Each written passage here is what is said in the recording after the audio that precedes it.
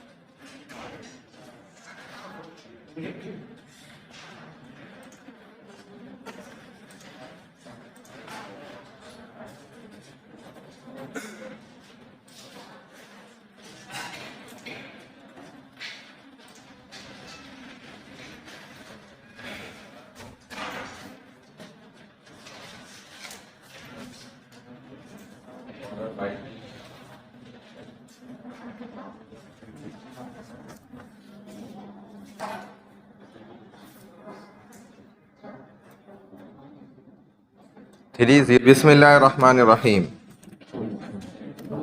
Human rights complete ہو گیا تھا. اس کے بعد دیکھیں ادلہ اربع، 4 سورسز آف شریعہ. جو بھی ہمیں اسلام شریعت میں کوئی بھی مسئلہ پیش آتا ہے زندگی کا، تو اس کو ہم سب سے پہلے ان 4 سورسز میں سے قرآن سے کوشش کرتے ہیں کہ اس کا حل ہمیں مل جائے. سلوشن ہمیں سب سے پہلے قرآن سے حاصل ہو جائے. دوسرے نمبر پہ ہم حدیث کی طرف چلے جاتے ہیں. تیسرے نمبر پہ اجماع کی طرف جاتے ہیں. اور چوتھے نمبر پہ قیاس کی جانب جاتے ہیں.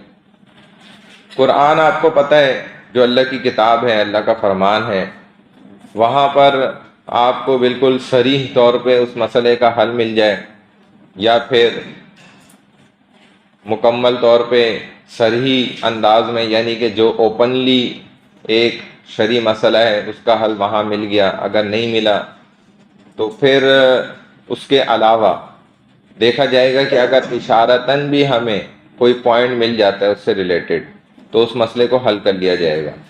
باقی پھر حدیث کی طرف جانے کی ضرورت نہیں ہے، کیونکہ اس کا حکم ہمیں قرآن سے مل گیا. حدیث کی طرف ہم صرف جائیں گے اس کی تفصیل کے لیے، ڈیفینیشن کے لیے اور مزید وضاحت کے لیے حدیث میں دیکھیں گے. جیسے دیکھیں مثال کے طور پہ نماز ہے، تو قرآن نے کیا کہا کہ بھائی نماز کو قائم کرو. ٹھیک ہے، اس کی اچھائیاں برائیاں بھی بتائیں. بار بار قرآن نے کہا اقیموا الصلاۃ، نماز کو آپ قائم کریں. وآتوا الزکاۃ، اور زکوٰۃ دیں.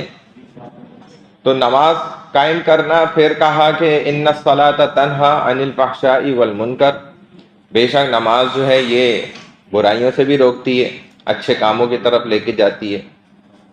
ظاہری سی بات ہے، انسان پاک صاف ستھرا رہے گا تو وہ اچھے ہی کام اس کے دماغ میں آئیں گے. گندا میلا کچیلا رہے گا تو برے کام ہی دل دماغ میں آئیں گے. تو یہ قرآن نے صرف اتنا کہا. پھر ہم نے حدیث میں اس کو دیکھا تو وہاں پہ اس کی پوری ڈیفینیشن اور کمپلیٹ جو ہے وہ ڈیٹیلز ہیں کہ رسول اللہ صلی اللہ علیہ وسلم نے نماز پڑھ کر دکھائی کہ بھئی کیسے نماز پڑھی جاتی ہے، کس طرح دوسروں کو بھی نماز کے اوپر کھڑا کیا جاتا ہے۔ تو ہمیں سب سے پہلے اس کا حکم قرآن میں مل گیا، تو ہم نے صرف تفصیل کے لیے حدیث کی طرف سیکنڈ آپشن پہ چلے گئے۔ جس مسئلے پر ہمیں قرآن سے حل نہ ملے تو اس مسئلے کے لیے ہم سیکنڈ اسٹیپ پر حدیث کی طرف چلے جاتے ہیں کہ ہمیں حدیث سے پتہ چل جائے کہ اس مسئلے کا کیا حکم ہے، ایسی صورت پیش آ جائے تو کیا کرنا چاہیے۔ اور اگر تیسرے نمبر پہ ہمیں نہ قرآن سے اس مسئلے کا حل ملا نہ حدیث سے ملا تو ہم مجبوراً پھر تھرڈ آپشن کی طرف چلے جاتے ہیں، جو کہ کیا ہے؟ اجماع۔ کیا ہوتا ہے میں بتا رہا ہوں۔ اگر اجماع سے بھی نہیں ملتا تو ہم فورتھ آپشن کی طرف جاتے ہیں، جو کہ قیاس ہے۔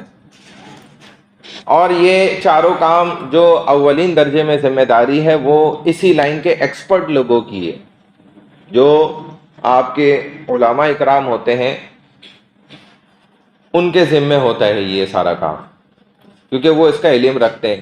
اپنی تمام سروسز آپ کو 100% فری آف کاسٹ دیتے ہیں۔ آپ کسی مدرسے میں ہی چلے جائیں، ایک مفتی جس نے 11 سال پہلے عالم کی ڈگری کے لیے لگائے اپنی زندگی کے، میٹرک کے بھی بعد، میٹرک کے 10 سال الگ، اس کے بعد 11 سال اس نے عالم بننے میں لگائے، پھر مفتی بننے میں 3-4 سال اور لگائے، یعنی کہ اس کے ٹوٹل زندگی کا 15 سے 16 سال کا جو سرمایہ ہے، اس کی وہ ٹوٹل سروسز آپ کو 1 روپیہ بھی لیے بغیر دے رہا ہے۔ آپ جائیں مدارس میں، آپ سے مسئلہ بتانے کا کوئی چارج نہیں کیا جائے گا، فتویٰ دینے کا جو ان ریٹرن ایک سرٹیفکیٹ ہوتا ہے، کوئی چارج نہیں لیا جائے گا۔ آپ وہاں جائیں، آپ کو free of cost totally 100% services مہیا کی جائیں گی۔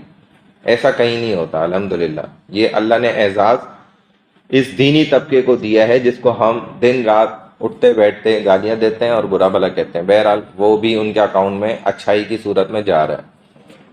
اب سب سے پہلے قرآن آپ جانتے ہیں اچھی طرح کہ قرآن اللہ کی واضح کتاب ہے۔ ایک عام آدمی بھی اس کو پڑھنا سیکھنا چاہے اگر کسی استاد سے تو وہ بہت آسانی سے سیکھ سکتا ہے۔ بغیر استاد کے قرآن سیکھنا، قرآن پڑھنا، اس کے معنی کو سمجھنا، یہ میں یہ نہیں کہوں گا کہ بالکل ناممکن ہے، لیکن بہت حد تک ناممکن ہی ہے، کیونکہ قرآن خود کہتا ہے کہ مجھے پڑھ کے لوگ بہت سے ہزاروں نہیں لاکھوں کی تعداد میں جہنم میں جائیں گے انشاءاللہ۔ قرآن خود یہ بات کہتا ہے، کیونکہ قرآن جب آپ پڑھتے ہیں وہ خود بتا رہا ہے کہ بھائی ٹھیک ہے میں بہت آسان ہوں، وَلَقَدْ يَسَّرْنَا الْقُرْآنَ لِلذِّكْرِ فَهَلْ مِن مُدَّكِرٍ، بہت آسان ہوں اگر تم سمجھنا چاہو، سیکھنا چاہو۔ اس لفظ نے آپ کو پھنسا دیا۔ سمجھنا سیکھنا اس کے لیے ایبلٹی ہونا شرط ہے۔ آپ کے پاس وہ قابلیت تو ہو سمجھنے والی، آپ کے پاس قابلیت نہیں ہے تو آپ نہیں سمجھ سکتے، مشکل ہو جائے گا، پھر آپ گمراہ ضرور ہو جائیں گے، جنت میں نہیں جائیں گے۔ قرآن کو پڑھ کے سیکھ کر سمجھ کے اس پہ عمل کر کے ہی بہت سے لاکھوں لوگ جہنم میں جائیں گے۔ اس کا اصل وجہ میں نے مسئلہ بتا دیا، کیونکہ آپ کے پاس وہ ایبلٹی نہیں ہے۔ آپ کو ڈائریکٹ اگر الجبرا جو ہے پڑھانا شروع کر دی جائے اور آپ ابھی 1 کلاس کے بچے ہیں تو آپ بولیں گے آپ کو سمجھ ہی نہیں آئے گی، سیدھی سی بات ہے۔ آپ کو اس کو سمجھنے کے لیے پہلے جو اسٹیپس ہیں وہ پورے کرنے پڑیں گے، پھر آپ اس قابل ہو جائیں گے کہ آپ اس کو سمجھ سکیں گے۔ تو قرآن تو بالکل آپ سمجھ گئے۔ آج کو بند کر دیں، اس کی ہمیں ضرورت نہیں ہے، نہیں ہے یہاں پہ، پتہ نہیں یا تو کوئی لے گیا ساتھ ہی کر نکال دے گا۔ ہاں یہ تو نکال دے، بس ہم اس سے ہی گزارا ہو جائے گا۔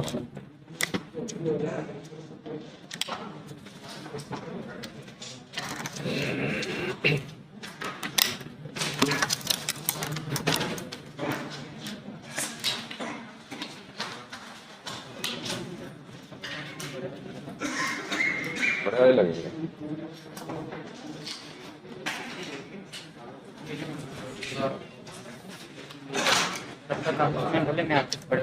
ٹھیک ہے لگا دیں گے۔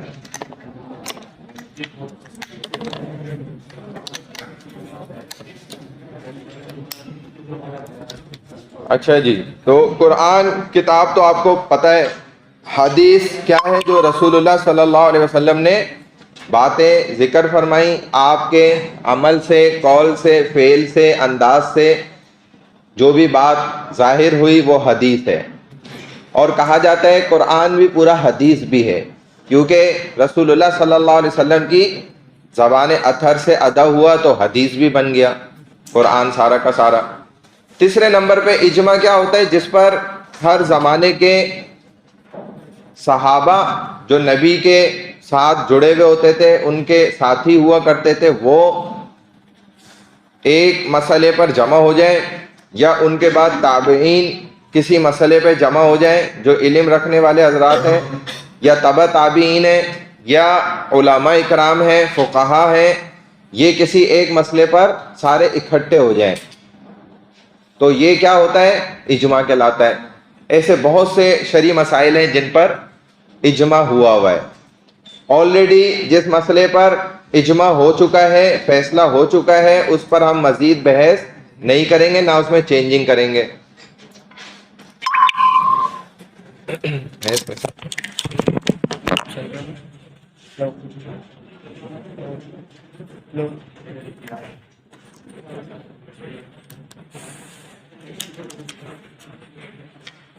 اس میں لگانا ہے۔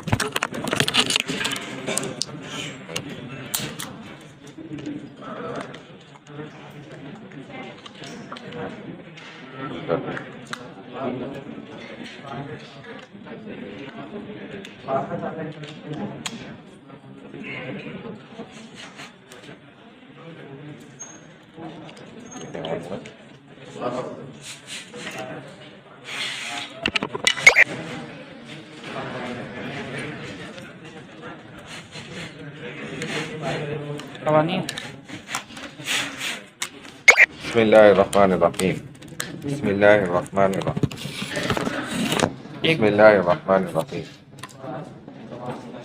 اچھا جی، اب قیاس چوتھے نمبر پر ہے۔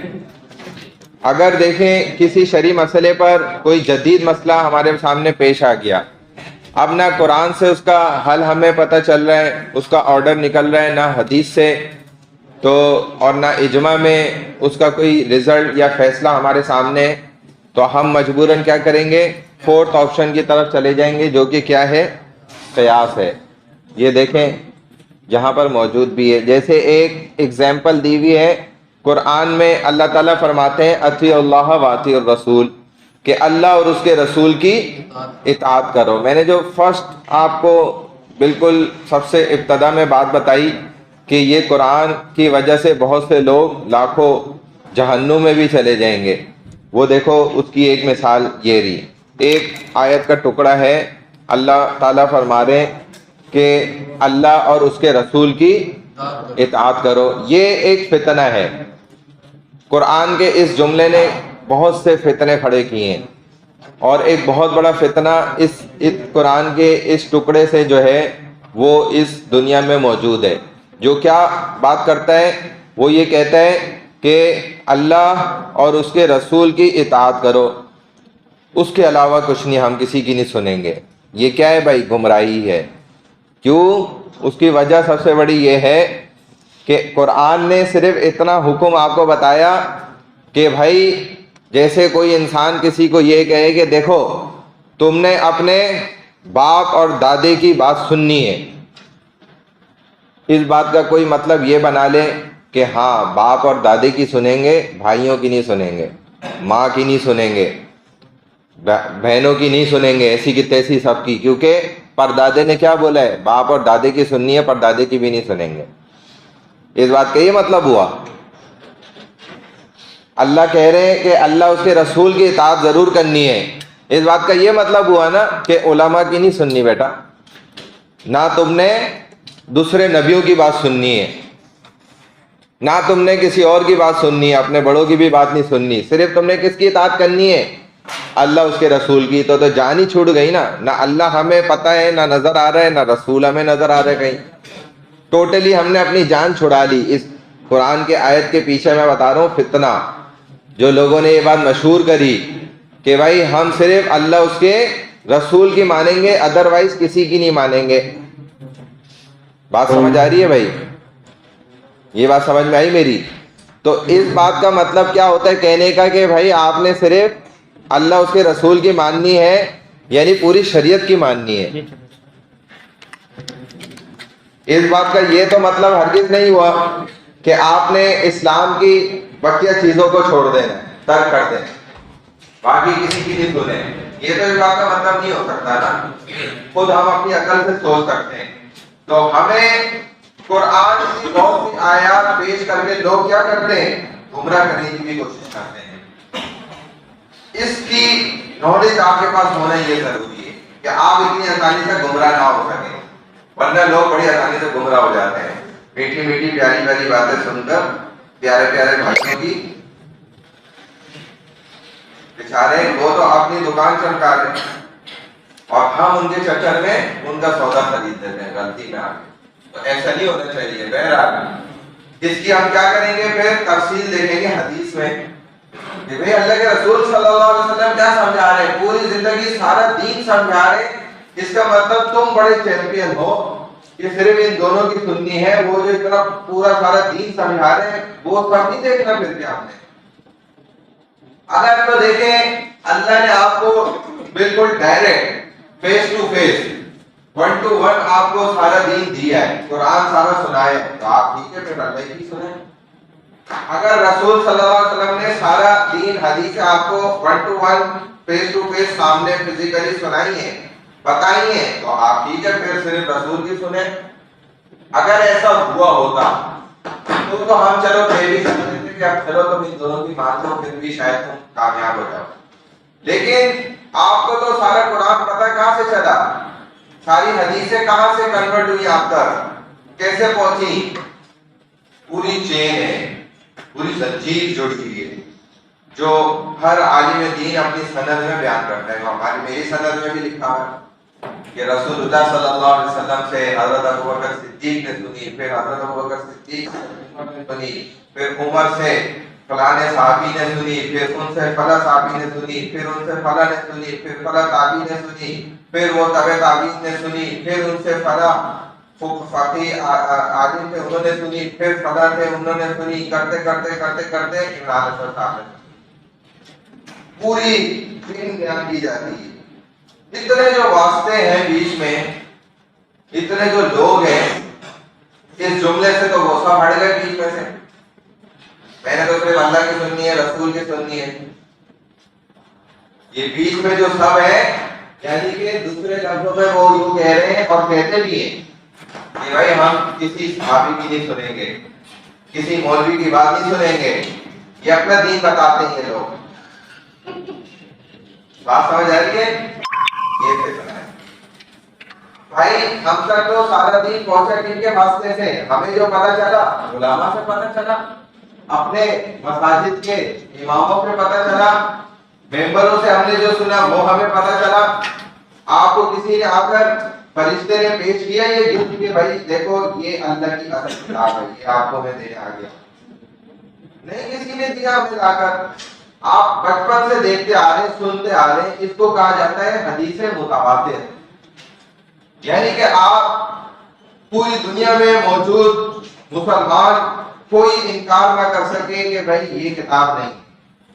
ہر کوئی مان جائے کسی بھی بات پر کہ یار یہی میری کتاب ہے. اور جو یہ کہہ دے کہ بھائی یہ میری کتاب کیسے ہے، یہ آپ ثابت کریں. یہ فتنہ ہے. اس جملے کو دے کر قرآن سے فتنے پیدا ہوئے بہت سے.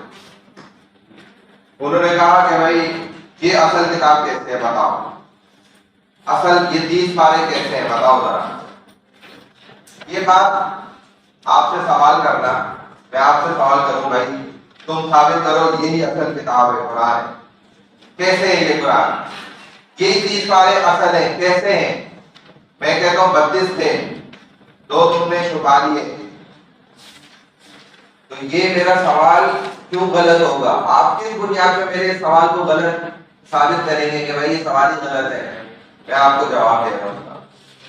یہ سوال بالکل ایسے ہی ہے جیسے ایک بچہ اپنے گھر میں پیدا ہوا، ماں باپ کے اپنے ہی سگے ماں باپ کے یہاں پیدا ہوا، اور پھر وہ تھوڑا سا بڑا ہوا، جب اس کو تھوڑی سی ہوشیاری آئی، عقل آئی، اب وہ پڑوسی انکل سے یہ بتائیں میرے ابا کون ہے؟ اب وہ پڑوسی والی خاتون سے پوچھا ہے کائنڈلی آپ مجھے یہ بتائیں میری امی کون ہے؟ لوگوں سے پکڑ کے پوچھ رہا ہے خدا کے لیے مجھے بتاؤ میرے ماں باپ کون ہیں؟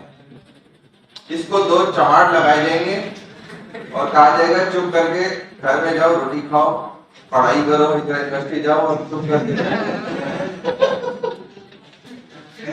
بات سمجھ آ رہی ہے؟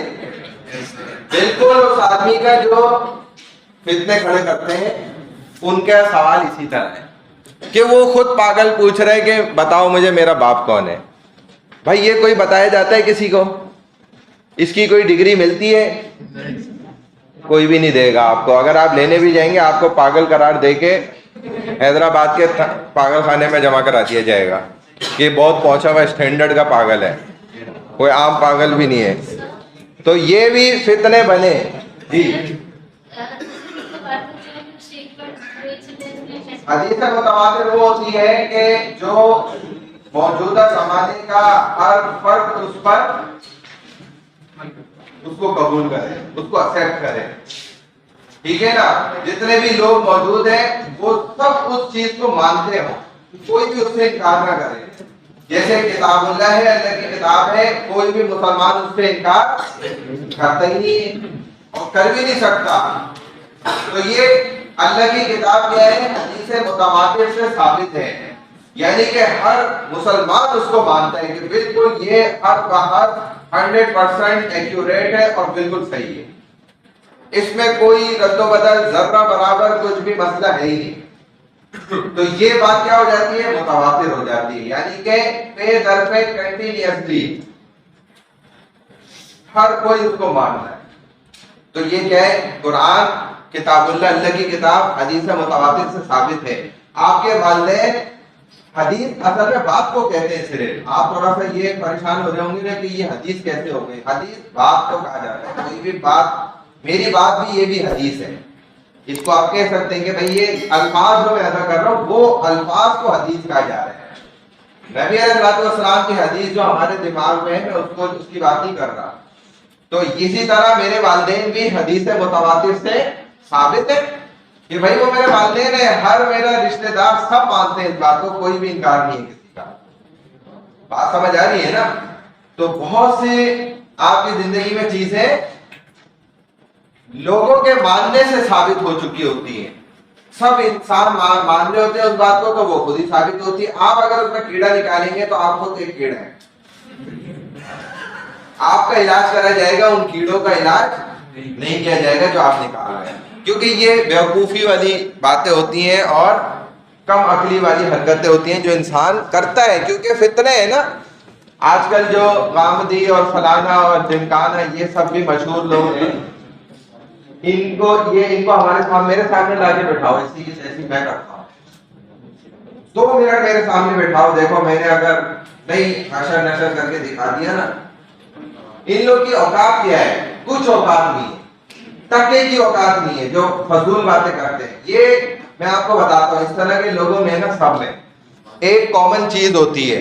وہ کیا ہوتی ہے کہ یہ تمام کے تمام لوگ عقلی بات کرتے ہیں، نقلی بات نہیں کرتے. ہمارا دین اسلام شریعت کی جو بیس ہے نا، بنیاد ہے، وہ تمام کے تمام پتہ ہے کس پر ہے؟ نقل پر ہے، عقل پہ ہے ہی نہیں. کیونکہ دنیا میں سب سے جو بڑی چیز ہے وہ نقل ہے، عقل نہیں ہے. اگر عقل کی بنیاد پر فیصلے ہوتے ہوتے نا تو آئنسٹائن جنت میں بیٹھا ہوا ہوتا، دوزخ میں جل نہیں رہا ہوتا. بات سمجھ آ رہی ہے؟ آپ اس کو بڑا عقل مند، مطلب دنیا دار لوگ کہتے ہیں نا کہ اتنا بڑا دماغ اور یہ اور وہ فلانا، لیکن ناکام ہے. اگر عقل سے کام ہوتا تو بلال جو ہے وہ رضی اللہ تعالیٰ عنہ جنت میں رسول سے آگے داخل نہیں ہو رہے ہوتے. وہ تو ایک غلام آدمی تھے، ان کو کیا عقل تھی؟ لیکن ان کی عقل میں اللہ نے یہ بات ڈال دی جتنی بھی تھی کہ یار یہ نبی بس برحق ہے، یہ سچا ہے. سچائی کو ماننے کی عقل صرف اس میں تھی، باقی وہ تو غلام آدمی تھے بیچارے. कुछ भी नहीं था उनके पास, तो अक्ल समझ बूझ कुछ नहीं था। वो फिर नाउजुबिल्लाह जहन्नुम में बैठे हुए होते, वो जन्नत में नहीं जाते। अच्छा, नकल क्या है कि जो आपके पीछे से बैक से आपको मिला है ना, वो आपको कामयाब करेगा। जो आपको फ्यूचर में मिलना है वो आपको कभी भी कामयाब नहीं करेगा। हमें तो दुनिया में सबसे बड़ा धोखा यही लगाया हुआ है कि अपना फ्यूचर ब्राइट करना है और आगे बढ़ना है और आगे का फ्यूचर ऐसा बना लेना है और वैसा बना लेना है। हालांकि आगे तो मुसलमान में कुछ भी नहीं। कुरान हमेशा पीछे की बात कर रहा होता है। आप गौर करें कि तुम अपने पीछे जो छोड़ जाओगे, हमेशा कुरान ये बात कहता है। ये नहीं कहता जो तुमने अपने आगे पहुंचा दिया। इंसान अपने पीछे से देखता है। हमारे यहाँ दुनिया में कहा जाता है मुड़ के मत देखो, मुड़ के देखोगे फिर तुम आगे नहीं बढ़ सकोगे। ये गलत बात है। मुसलमान का सारा दीन ही पीछे से उसको मिल रहा है। वो अपनी हिस्ट्री उसको देखनी पड़ेगी। वो अपनी तारीख को जब तक नहीं देखेगा वो कामयाब नहीं हो सकता, नाकाम हो जाएगा। तो ये लोग क्या बातें करते हैं? नकली बातें छोड़कर अकली बातें कर रहे होते हैं। कुरान सारा क्या है? नकल है। नकल किसको कहा जाता है? जो आपको पहले से बता दिया गया उसी के मुताबिक चलना है। उसके दरमियान में अगर आपकी अकल भी आ रही है तो आप अकल को ड्रॉप कर देंगे। अकल को कहेंगे तुम साइड पे हो जाओ, मेरे अल्लाह का ऑर्डर है, उसने मुझे पर्दे का हुक्म कर दिया डायरेक्ट कुरान में, मैं करूंगा, मैं करूंगी। मुझे कुरान ने ऑर्डर कर दिया, मैं मानूंगा चाहे मेरी अकल माने ना माने। अगर आप, क्योंकि अकल छोटी है नकल बड़ी है। कुरान सारा नकल से आया, हदीस सारा नकल से आया, अंबिया सारे नकल से पता चले। आपको जन्नत दोज़ख और खैर का निजाम, ये सारा हशर मैदान, वो सब फैसले, वो सब हमें नकल से पता चले। हदीस क्या है? सारी की सारी नकल है। कुरान सारा का सारा नकल है। बात समझ आएगी? ये अकली बातें करते हैं। तो अकली बात नकली बात के सामने बिल्कुल बेकार है। हम इनको उन्हीं अकल की बातों के करने के ऊपर नकली बातों से गलत कर देंगे।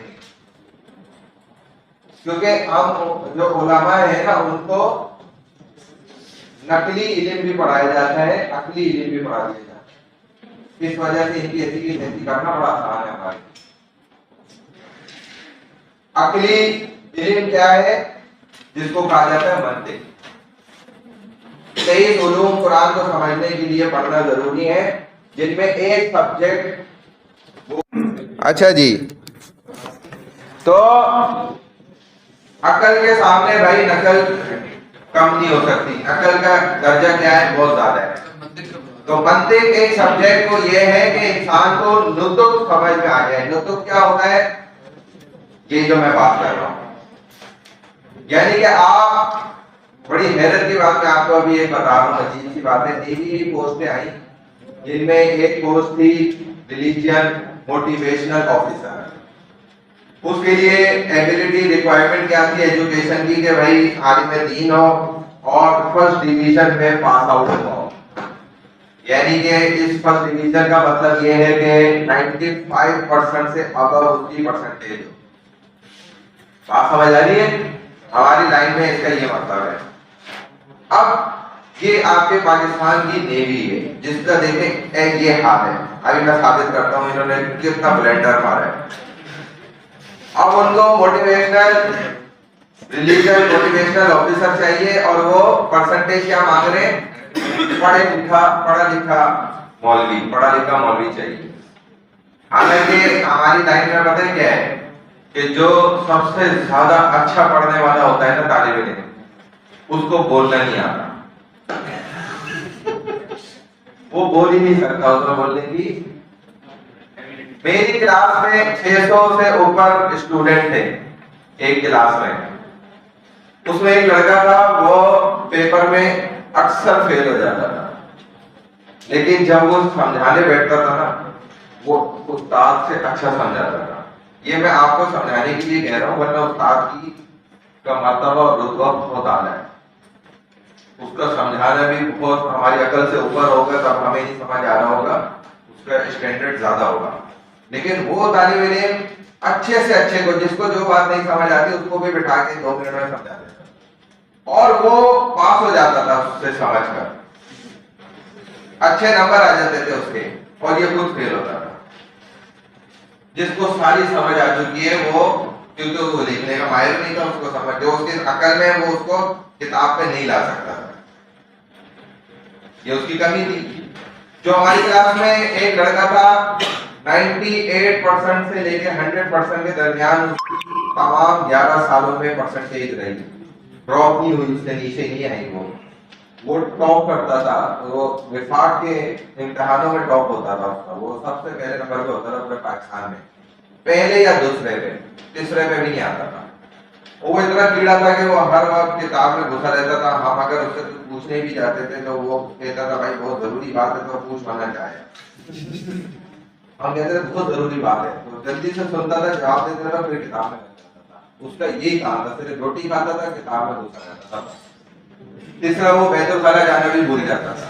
چھٹی بات آپ کو بتا رہا ہوں, اس کے بارے میں اساتذہ کہتے تھے کہ بھائی کتاب کو بھولواؤں یا اس لڑکے کو بھولواؤں, یعنی کہ کتاب آ جائے یا وہ لڑکا آ جائے ایک ہی بات ہے. ایسا تھا وہ کیڑا کتاب کا. لیکن اس سے بولو کہ مجھے یہ چیز سمجھا دو, وہ نہیں سمجھا, وہ اس میں نہیں تھی یہ طاقت ایبلٹی. اب وہ بیوقوف کیا مانگنے, پڑھا لکھا اور بولنے والا, جو پورے ہمارے ادھر ادارے کے اندر بیس میں جو بھی ہے ہر ایک کو موٹیویٹ کر لے مذہبی اعتبار سے, وہ کر ہی نہیں سکتا. لہذا سب کچھ ہو گیا, پیسہ کھا لیا, کنڈکٹ ہو گئے, انٹرویو ٹیسٹ سب ہو گئے. جو فائنل میں ان کو وہ لڑکا ملا وہ بیچارے کو بولنے نہیں آتا, وہ اپنے آپ کو نہیں سمجھا سکتا, ان کو کیا سمجھائے گا. اب وہ پھر کینسل کرا سارا کچھ, دوبارہ سے کنڈکٹ کرے. کسی نے ان کو سمجھایا کہ بھائی آپ نے یہ غلطی کری, تو انہوں نے پھر پرسنٹیج بھائی نیچے آئے تھوڑا کہ بھائی چلو 90% ہو. پھر وہ یہی ہوا, جو لاسٹ میں منتخب ہوئے ان کو بولنے نہیں آتا تھا.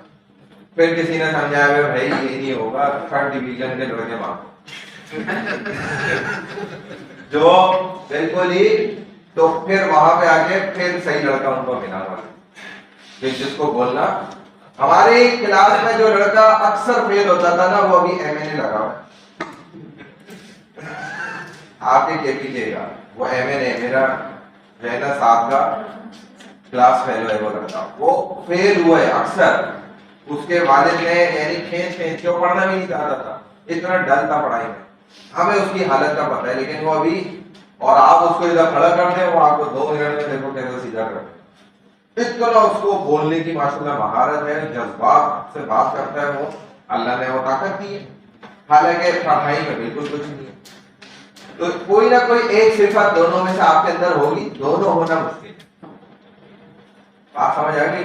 تو بہرحال یہ بات تو پیچھے سے کہیں سے نکلی تھی, میں نے سمجھا دی. تو لطف کی بات ہے, یہ جتنے فتنے ہیں نا یہ آ کے ہم سے بات نہیں کر سکتے. ان کو تو ہمارا 4تھے 5ویں کلاس کے جو طالب علم ہے نا, وہ بھی 2 منٹ میں سیدھا کر دے گا, یہ کیا بکواس کر رہے ہو تم, قرآن تو یہ کہتا ہے, تم نے یہ کیا بات کر دی ہے, تو قرآن کے خلاف ہے. تم تو خود پہلے کلمہ پڑھو, صحیح مسلمان بنو, اپنی تم اصلاح کرو کسی کے پاس. یہ فتنے کی باتیں لوگ اس طرح کھڑی کرتے ہیں تاکہ لوگوں کو گمراہ کر سکیں. ربا دیکھو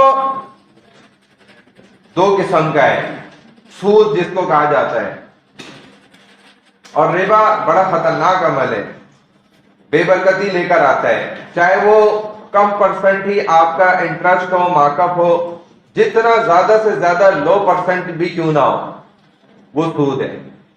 قرآن نے تو کہا ہے کہ اضافہ مضاعفہ بڑھا چڑھا کے مت لو. اس کا دوسرا مطلب یہ نہیں ہے کہ کم لے سکتے ہو, اس کا مطلب وہی ہے کہ جب تم زیادہ نہیں لے سکتے تو کم تو بالکل بھی نہیں لے سکتے. آپ سمجھ آ رہی ہے؟ اس کا مطلب یہ نہیں ہے کہ آپ تھوڑا سا لے سکتے ہیں, اس کا مطلب ہے کہ ٹوٹلی حرام ہے. ربا کا ایک کانسیپٹ, ایک ڈیفینیشن تو ہم سب کے ذہنوں میں اکثر ہے.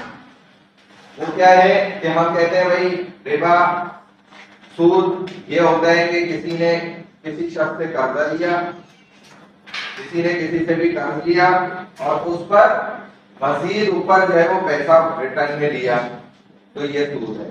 یہ تعریف تو ہمیں پتہ ہے, یہاں بھی دیکھو لکھی گئی. ایک اور دوسری تعریف ہے جو تھوڑا سا نا مشکل ہے, اللہ کے رسول صلی اللہ علیہ وسلم نے وہ تعریف ہمیں سمجھائی ہے. اس میں دیکھو ربا کا مطلب کیا ہے کہ صرف اور صرف قرض کے اوپر سود لازم نہیں آتا، بلکہ قرض کے علاوہ بھی 6 چیزیں ایسی ہیں جن پر سود لازم آتا ہے. اور وہ 6 چیزیں کون سی ہیں؟ اللہ کے رسول صلی اللہ علیہ وسلم نے حدیث میں ان 6 چیزوں کا ذکر فرمایا ہے. دیکھو یہ ہے کہ سونا یا چاندی یا گیہوں یا جو، کھجور، نمک، یہ 6 چیزیں. یعنی کہ ایک شخص، ایک انسان اگر سونے کے بدلے سونا ایکسچینج کر رہا ہے، رد و بدل کر رہا ہے، لین دین کر رہا ہے، یا اسی طرح چاندی کے بدلے لین دین کر رہا ہے، یا پھر جو ہے، کھجور ہے، گیہوں ہے، نمک ہے، ان چیزوں کا ایک دوسرے سے لین دین کر رہا ہے، تو اب ان میں 3 شرائط کا ہونا ضروری ہے کہ وہ برابر سرابر ہو، آن دا اسپاٹ ہو، یعنی کہ ایکول ہو. سب سے پہلی شرط کیا ہے؟ ایکولیٹی ہو، اس میں برابری سرابری ہو. دوسرے نمبر پہ کیا ہے کہ آن دا اسپاٹ ہو، یعنی کہ وہ نقد ہو، ادھار پر نہ ہو، اور اس میں کمی نہ کی جائے، یعنی کہ ذرہ برابر بھی کچھ کمی بیشی نہ ہو. یہ 3 شرائط اگر پائی جائیں گی تو اس کا مطلب ہوگا کہ وہ چیز کا لین دین کرنا، ایکسچینج کرنا جائز ہوگا، ورنہ اس میں بھی سود لازم آ جائے گا. مثال کے طور پہ ہاں دیکھیں میں بتاتا ہوں. پہلا پوائنٹ کیا ہے؟ ان 6 چیزوں کا اگر کوئی ایکسچینج کر رہا ہے، لین دین کر رہا ہے، تو سب سے پہلے وہ برابری رکھے گا دونوں چیزوں کے اندر.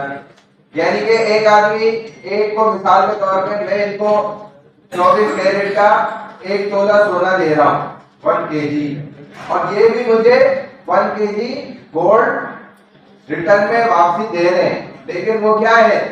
24 کیرٹ کا نہیں ہے، 22 کیرٹ ہے. تو یہ کیا ہو گئی؟ ایکولیٹی نہیں ہوئی، یہ برابری نہیں ہو سکتی.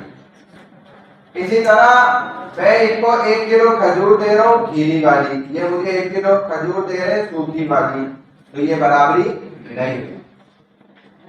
جنس تو سیم ہے، یعنی کہ پروڈکٹ جو ہے نا، وہ مٹیریل تو سیم ہے دیکھا جائے، دونوں چیزیں کھجور ہیں، دونوں چیزیں سونا ہی ہے، گولڈ ہے، لیکن کوالٹی وائز دیکھا جائے یا پھر کوانٹٹی وائز بھی دیکھا جائے، کوانٹٹی وائز والا 3rd پوائنٹ ہے. تو کوالٹی وائز دیکھا جائے تو اس میں کمی بیشی ہو رہی ہے، یعنی کہ ایک چیز اعلیٰ ہے درجے کی اور ایک چیز ادنا درجے کی ہے، لو کیٹیگری کی ہے، دوسری ہائی کیٹیگری کی ہے. یہ پوائنٹ سمجھ آیا؟ سیکنڈ نمبر پہ کیا ہے کہ وہ چیز آپ ایک ہی مجلس کے اندر لین دین کریں گے، یعنی کہ میں ادھر ہی ان کو دے رہا ہوں سونا یا پھر کھجور، اور یہ مجھے اسی مجلس میں ہی سونا یا کھجور اس کے بدلے میں واپس کر رہے ہیں. بات سمجھ آ رہی ہے؟ آن دا اسپاٹ ہے، نقد ہے، ادھار نہیں ہے کہ بھائی تم مجھے ابھی دے دو میں تھوڑی دیر میں لا کے دیتا ہوں، تمہارا چکر نہیں. اور 3rd پوائنٹ کیا ہے کہ کوانٹٹی وائز کوئی کمی بیشی نہ ہو. کہ مثال کے طور پہ بھائی میں 1 kg تولہ 1 تولہ سونا دے رہا ہوں اور وہ مجھے 1.25 تولہ یا آدھا تولہ سونا ریٹرن میں دے رہا ہے، تو اس میں بھی کیا ہو گیا؟ کوانٹٹی کم ہو گئی، کم ہو گئی نا، تعداد کم ہو گئی نا، پورا برابر سرابر نہیں ہوا نا. تو اب کیا ہو گیا؟ اگر ان 3 شرائط میں سے ایک بھی شرط نہیں پائی گئی تو کیا ہو جائے گا؟ سود لازم آئے گا. یہ ڈیفینیشن آپ کو سود کی پتہ تھی؟ یہ 6 چیزوں میں. بالکل اسی طرح اس وقت موجودہ جتنی بھی جدید چیزیں موجود ہیں، جیسے دیکھیں ایزی پیسہ جو ہے وہ حرام کیوں ہے؟ اس کی وجہ یہ ایزی پیسہ اکاؤنٹ حرام ہے، یہ بھی شاید آپ کو ابھی پتہ چل رہا ہو. اس کے حرام ہونے کی وجہ کیا ہے؟ علت کیا ہے؟ یہی وجہ کہ دیکھو آپ نے وہاں پر پیسے جمع کرا دیے 2000 روپے مثال کے طور پہ، آپ کے اپنا جو ہے پیپر منی تھا وہ آپ نے دکان والے کو دیا، اس نے ڈیجیٹل منی میں کنورٹ کر دیا، آپ کے اکاؤنٹ میں چلے گئے. اب اس اکاؤنٹ سے آپ کو جو ہے وہ مختلف فوائد دیے جا رہے ہیں، بینیفٹس دیے جا رہے ہیں. وہ بینیفٹس کیا ہیں کہ جی آپ نے 2000 روپے رکھے 24 گھنٹے تو آپ کو 10 منٹ فری مل رہے ہیں، یا آپ کو ہم 500 روپے فری دے رہے ہیں، یا آپ کو وہ پرانا بونس دے رہے ہیں، یہ چیز دے رہے ہیں، وہ چیز دے رہے ہیں۔ اب وہ جو بھی چیز دے رہے ہیں نا، اب دیکھیں سب سے پہلی شرط آپ کو میں نے بتائی کہ جنس جو ہے پروڈکٹ وہ سیم ہونا شرط ہے۔ تو جنس کیا ہو گئی؟ مختلف ہو گئی، چینج ہو گئی۔ آپ نے دیا تھا پیپر منی اور انہوں نے دیا الیکٹرانک منی، ڈیجیٹل منی۔ چلو آپ کہیں گے بھائی دونوں ہی پیسہ تو ہے نا، ٹھیک ہے صحیح ہے، دونوں پیسہ ہے، لیکن جب آپ کو وہ بینیفٹ مل گیا تو آپ نے وہ منٹ جو استعمال کرے تو وہ تو منی نہیں ہے نا۔ منٹ جو آپ استعمال کر رہے ہیں کیا وہ منی ہے؟ آپ اپنے پیسے یوز کر رہے ہیں، آپ وہ بینیفٹ اٹھا رہے ہیں جو کہ الیکٹرانک ہے، جبکہ آپ نے الیکٹرانک چیز ان کو نہیں دی تھی۔ اگر آپ الیکٹرانک منی دیتے تو پھر یہ شرط پائی جاتی، ہاں چلو ٹھیک ہے آپ صحیح ہے، کیونکہ اب پروڈکٹ سیم ہو گئی۔ اب آپ سیکنڈ آپشن دیکھیں گے۔ سیکنڈ آپشن کیا تھا کہ آپ نے کیا دیکھنا ہے؟ آن دا اسپاٹ کام کرنا ہے۔ اگر آپ نے ابھی پیسے جمع کرائے ہیں اور آپ کو ابھی کے ابھی وہ منٹ مل کے آپ نے ابھی کے ابھی استعمال کر لیے تو صحیح ہوتا، لیکن آپ تو ابھی کے ابھی نہیں کر رہے، آپ نے پیسے دکان پہ جمع کرائے تھے، گھر پہ جا کے آپ منٹ یوز کر رہے ہیں۔ آن دا اسپاٹ بھی شرط نہیں پائی گئی۔ چلو آپ کہتے ہیں بھائی میں نے ادھر ہی پیسے جمع کرائے، میں ادھر ہی منٹ بھی یوز کر رہا ہوں، چلو ٹھیک ہے آپ شرط پائیے، ہو سکتا ہے نا۔ تیسرے نمبر پہ کیا شرط ہے کہ کوانٹٹی چینج نہ ہو۔ اب آپ نے پیسے کتنے جمع کرائے؟ 2000، کیا آپ کو 2000 روپے کے منٹ ملے؟ پائی گئی یہ شرط؟ نہیں سمجھ آ رہی بات؟ تھوڑا سا دیکھیں ڈیفیکلٹ ہے، تھوڑا سا، بہت زیادہ بھی نہیں ہے۔ تو آپ نے 2000 روپے جمع کرائے نا، آپ کو 2000 روپے کے منٹ تو بہت زیادہ ہو جاتے ہیں، آپ کو تو صرف 10 منٹ دیے گئے، تو کوانٹٹی کی بھی شرط نہیں پائی۔ اس وجہ سے ٹوٹلی کیا ہو گیا؟ سب ایسی کی تیسی ہو گئے، حرام ہو گیا۔ یہ مسئلہ ہے۔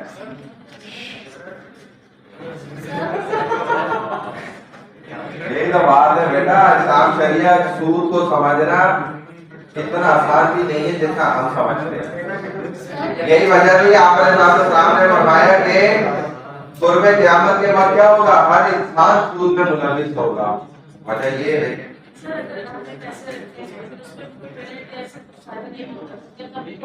ہاں اب دیکھو یہ آپشن آ جاتا ہے۔ ایک آپشن تو یہ آ جائے کہ ایک انسان کا دیکھو اکاؤنٹ پہلے سے ہی کھلا ہوا ہے، ٹھیک ہے، اس کو تو یہ مسائل کا علم ہی نہیں تھا، پتہ ہی نہیں تھا بیچارے کو۔ ایک تو یہ مسئلہ ہے۔ دوسرا مسئلہ یہ ہے کہ اب اکاؤنٹ کھلا ہوا بھی ہے اور پیسے بھی رکھے ہیں اور یہ بینیفٹ اس کو ملتے ہیں، لیکن وہ ان کو استعمال نہیں کرتا، یوز نہیں کرتا، ان بینیفٹ سے وہ فائدہ نہیں اٹھاتا۔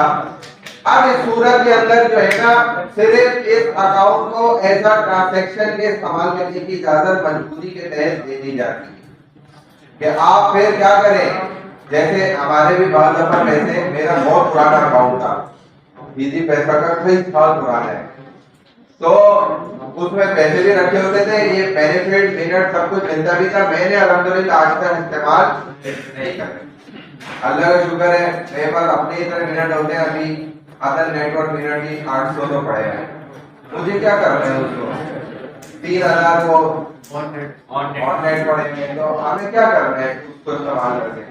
تو ہمیں ضرورت بھی نہیں ہے الحمدللہ استعمال کرنے کی، اور میں کبھی کرتا ہوں، میں نے آج سے کیا بھی کیا۔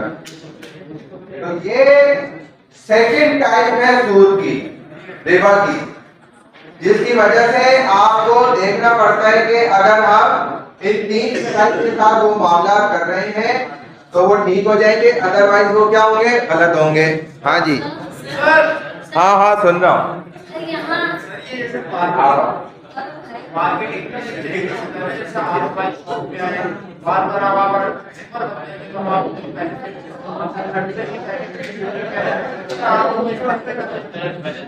دیکھا جائے گا کہ وہ بینیفٹ جو ہے نا، نہیں میں اس کا بھی جواب دے رہا ہوں۔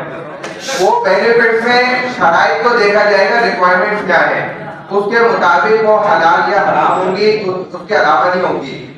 اگر آپ لوڈ کراتے ہیں تو وہ آپ نے ایک چیز پرچیز کی ہے، جو آپ لوڈ کراتے ہیں نا وہ تو آپ نے اپنے پیسے سے ایکسچینج کر کے ایک چیز پرچیز کری ہے، آپ کا وہاں پر کہیں بھی مفاد کا عمل دخل نہیں ہے، نہ آپ کوئی چیز ایکسچینج کر رہے ہیں، آپ تو بھائی ایک چیز پرچیز کر رہے ہیں، خریداری کر رہے ہیں۔ ہاں جی،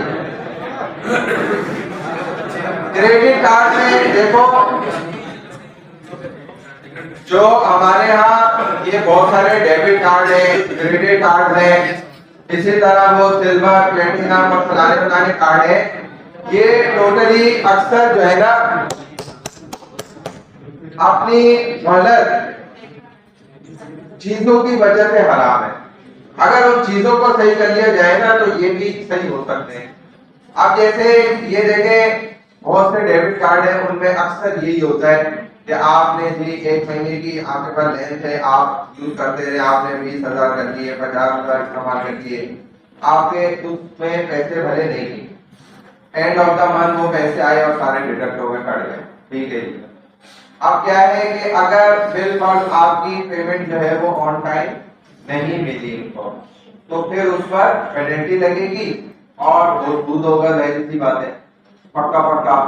تو اب یہ جو آپشن ہے نا، اگر اس آپشن کو ہٹا دیا جائے تو یہ سارے کارڈ صحیح ہوتے ہیں، لیکن یہ آپشن کو ہٹا نہیں سکتے، مجبور ہے، وہ اپنی مجبوری ظاہر کرتے ہیں، اسلام اپنی مجبوری آپ کی پہلے سے بتا دیتا ہے۔ تو اگر ایک انسان ایسا کارڈ رکھا ہوا ہے اور آج تک اس نے 10 سال سے یوز کر رہا ہے، کبھی اس پر پینلٹی نہیں بھی لگی، تب بھی وہ کارڈ حرام ہے، اس کی وجہ یہ ہے کہ اس میں وہ آپشن موجود ہے۔ سر تو پھر استعمال کیش کریں۔ اسلام کا طریقہ ہی یہی ہے کہ آپ کیا کریں، اس چیز میں برکت ہے جس چیز کو آپ نقد کے ساتھ استعمال کریں گے، جو بھی حالات ہو، حلال والے پھر بھی آ گئے، بات سمجھ آ رہی ہے؟ وہ اس لیے لوٹتے ہیں کہ آپ کی ہماری ان کی ایسی ضرورت نہ ہو، بات سمجھ آ رہی ہے؟ اگر آپ کے اندر باقی میں آپ سچے مسلمان ہیں نا، پھر کسی کا باقی آپ کو نہیں لوٹ سکتا، بھول جائیں آپ کہ آپ کو کوئی لوٹے گا، بھول جائیں۔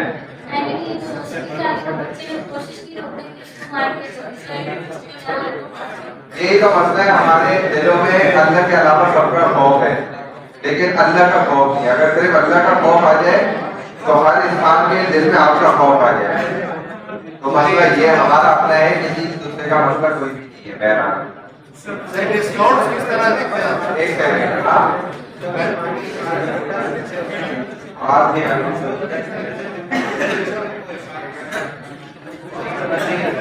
ہاں، اپنے بال کی حفاظت کرتے ہوئے مرتا ہے تو وہ شہید ہی ہوتا ہے، یہی کی ایک حصہ ملتے ہیں۔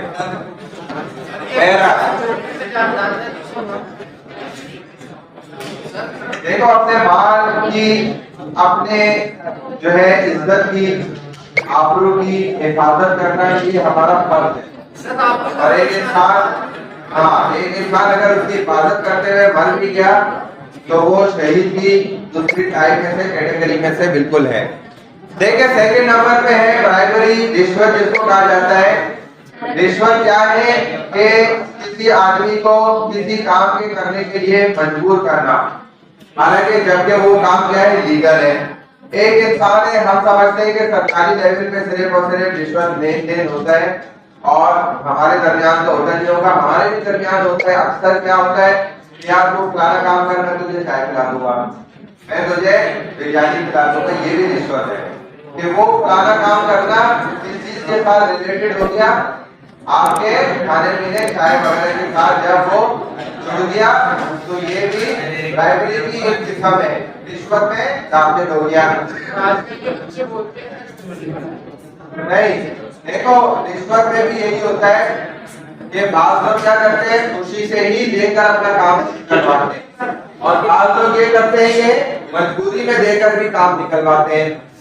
تو یہ ہر صورت میں ہے رشوت ہی۔